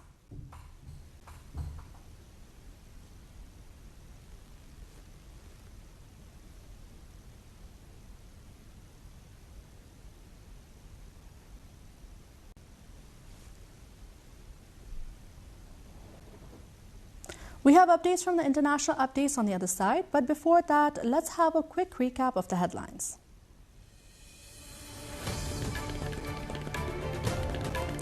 All-party meeting in Gaur municipality reaches 5-point agreement to restore peace amid curfew. Nepal deploys high-tech war room to combat digital threats ahead of crucial House of Representatives elections. Nepal's Foreign Employment Board provides lifeline and comprehensive support to protect millions of workers abroad. Pakistan airstrikes on Afghanistan kill at least 18, including women and children. US President Trump to impose global tariffs amid Supreme Court ruling, while tensions with Iran escalate.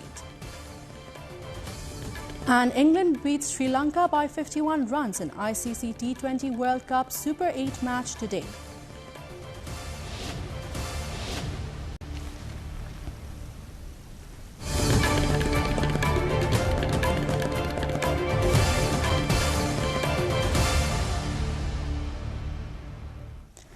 In Iran, students at several universities have taken to the streets, staging large-scale anti-government protests. This marks the first significant rally since last month's deadly crackdown by the authorities. Footage shows demonstrators marching on the campus of University of Technology in Tehran, where tensions escalated into violent scuffles between protesters and government supporters. Meanwhile, a sit-in was held at another university in Tehran, and rallies were reported in the northeast of the country.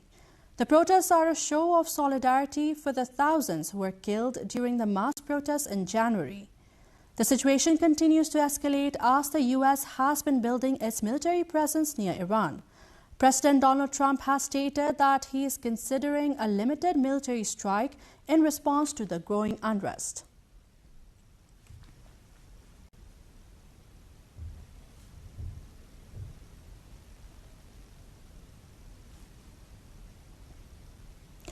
Luiz Inácio Lula da Silva spoke in New Delhi on Sunday about strengthening ties between Brazil and India. He said there is a significant potential to expand bilateral trade and deepen cooperation in sectors such as agriculture, energy and technology.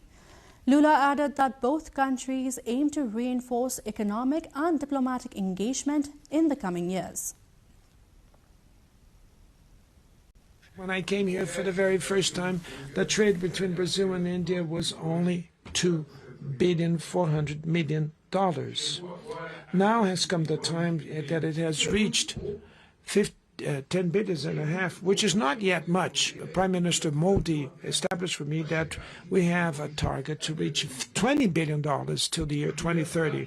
I told Prime Minister Modi we'll reach 30 billion in our foreign trade till the year 2030. This is the challenge that we have to face. We'll reach $30 billion of trade because the economic potential of the two countries is very strong. In Angers, Western France, streets are submerged as severe flooding continues to wreak havoc this weekend. The Maine-et-Loire department remains on high red alert, the highest warning level, with authorities closely monitoring the rising water levels. In the city of around 160,000 residents, the River Maine has reached a peak of 6.39 meters, according to the officials. However, Mayor Christophe Béchu reported on Saturday that the river has started to show a slight decline, offering a glimmer of hope. At least 5,000 people have been affected in what is being described as the worst flooding in Angers since 1995. Emergency crews remain on standby, with residents preparing for further disruption in the coming days. Pope Leo XIV has called for urgent peace in Ukraine, speaking on Sunday ahead of the 4th anniversary of Russia's invasion. In his regular Sunday address to the crowd in St. Peter's Square, the American-born pontiff emphasized that peace cannot be postponed and must be translated into responsible decisions. Ukraine will mark 4 years since Russia's assault on February 24, 2022. The war has devastated towns, displaced millions, and resulted in significant loss of life on both sides. Moscow now occupies almost a fifth of Ukrainian territory, especially in the eastern Donbas region, despite heavy losses and Ukrainian counterattacks. Meanwhile, the United States continues to push for peace talks, although recent diplomatic efforts have yet to yield a breakthrough.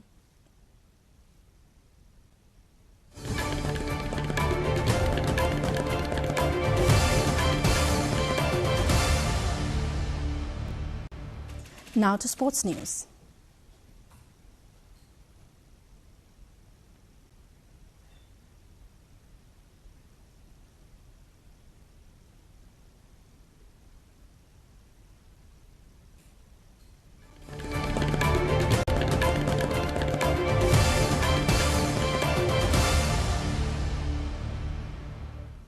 In Cortina d'Ampezzo, fans gathered in droves on Sunday for one last opportunity to snap photos with the iconic Olympic rings. As the Winter Games near their conclusion, visitors spent the day capturing memories against the backdrop of history before all eyes turn to the closing ceremony later tonight. The Games will officially wrap up in Verona this evening, where organizers will look back at the unforgettable moments from these thrilling weeks of competition and celebration. The ceremony will also mark the symbolic handover to the next host city, closing another chapter of the Winter Olympics.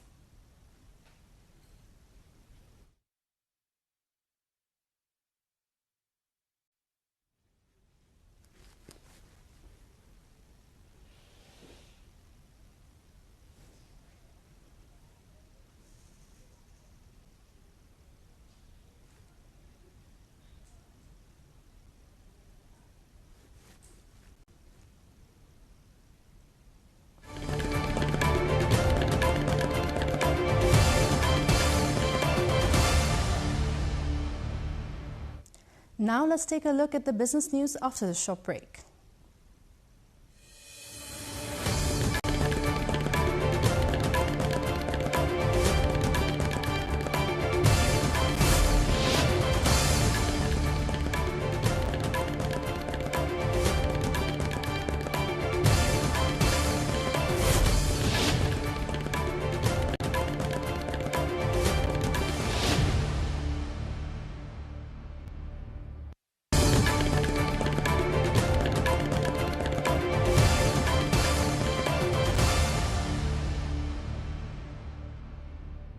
Somaliland is willing to give the United States access to its minerals and military bases, a minister told, as the breakaway region of Somalia seeks international recognition.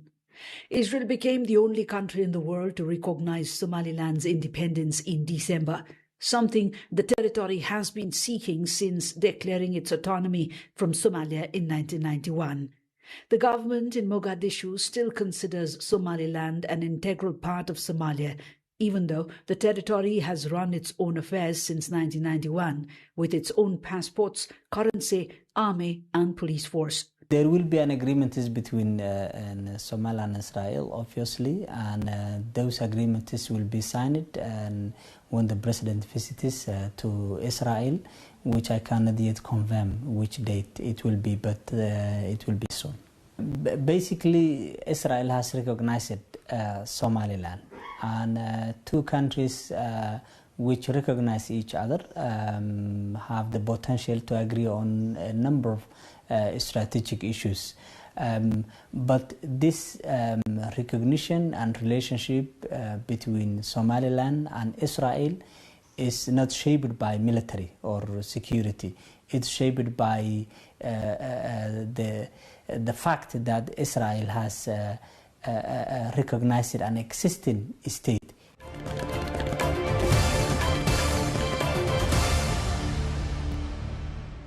In Libya, Ramadan celebrations are being tempered by economic hardships. Soaring prices, a devalued currency, and political divisions are leaving many with little to celebrate. Supermarkets are rationing goods, petrol stations face shortages, and most ATMs in Tripoli are out of cash. The cost of basics has skyrocketed.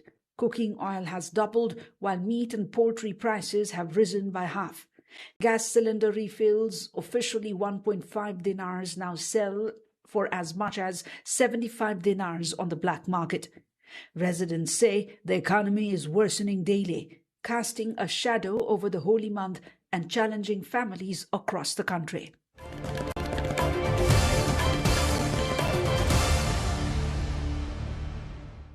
Beyond policy targets, growing demand for clean energy is reshaping investment decisions and opening the door for international businesses to expand in the Vietnamese market.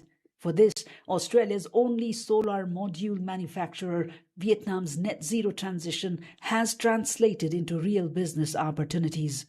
It has been exporting solar panels to Vietnam for more than 7 years now, building long-term partnerships and a growing presence in the market as demand for clean energy accelerates.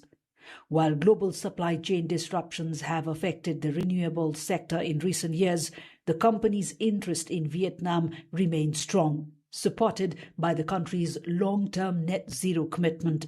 We very specifically designed our solar panels for harsh environmental conditions that you also experience in Vietnam. The good thing is, the very positive thing for investors is there's a long-term view, a long-term goal to achieve net zero. It's not a short-term, quick investment. There's a guarantee of a longer-term view of how to achieve those things. And that's very important if somebody's an investor. As Vietnam moves from climate ambition to economic execution, its green transition is opening opportunities not only for domestic companies, but also for international businesses seeking long-term growth.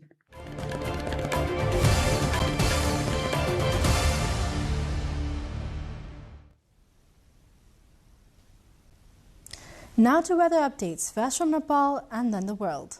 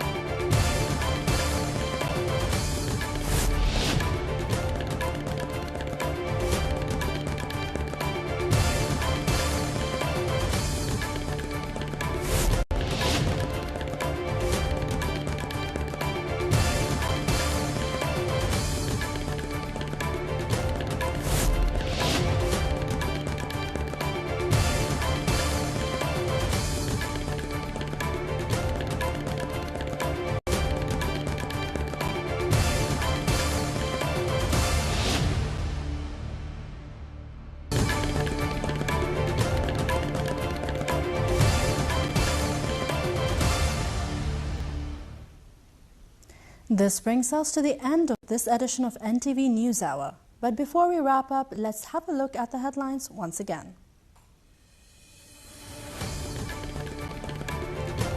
All-party meeting in Gaur municipality reaches 5-point agreement to restore peace amid curfew.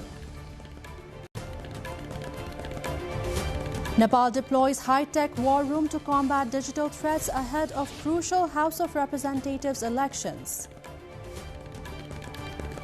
Nepal's Foreign Employment Board provides lifeline and comprehensive support to protect millions of workers abroad. Pakistan airstrike on Afghanistan kill at least 18, including women and children. US President Trump to impose global tariffs amid Supreme Court ruling, while tensions with Iran escalate. And England beats Sri Lanka by 51 runs in ICC T20 World Cup Super 8 match today.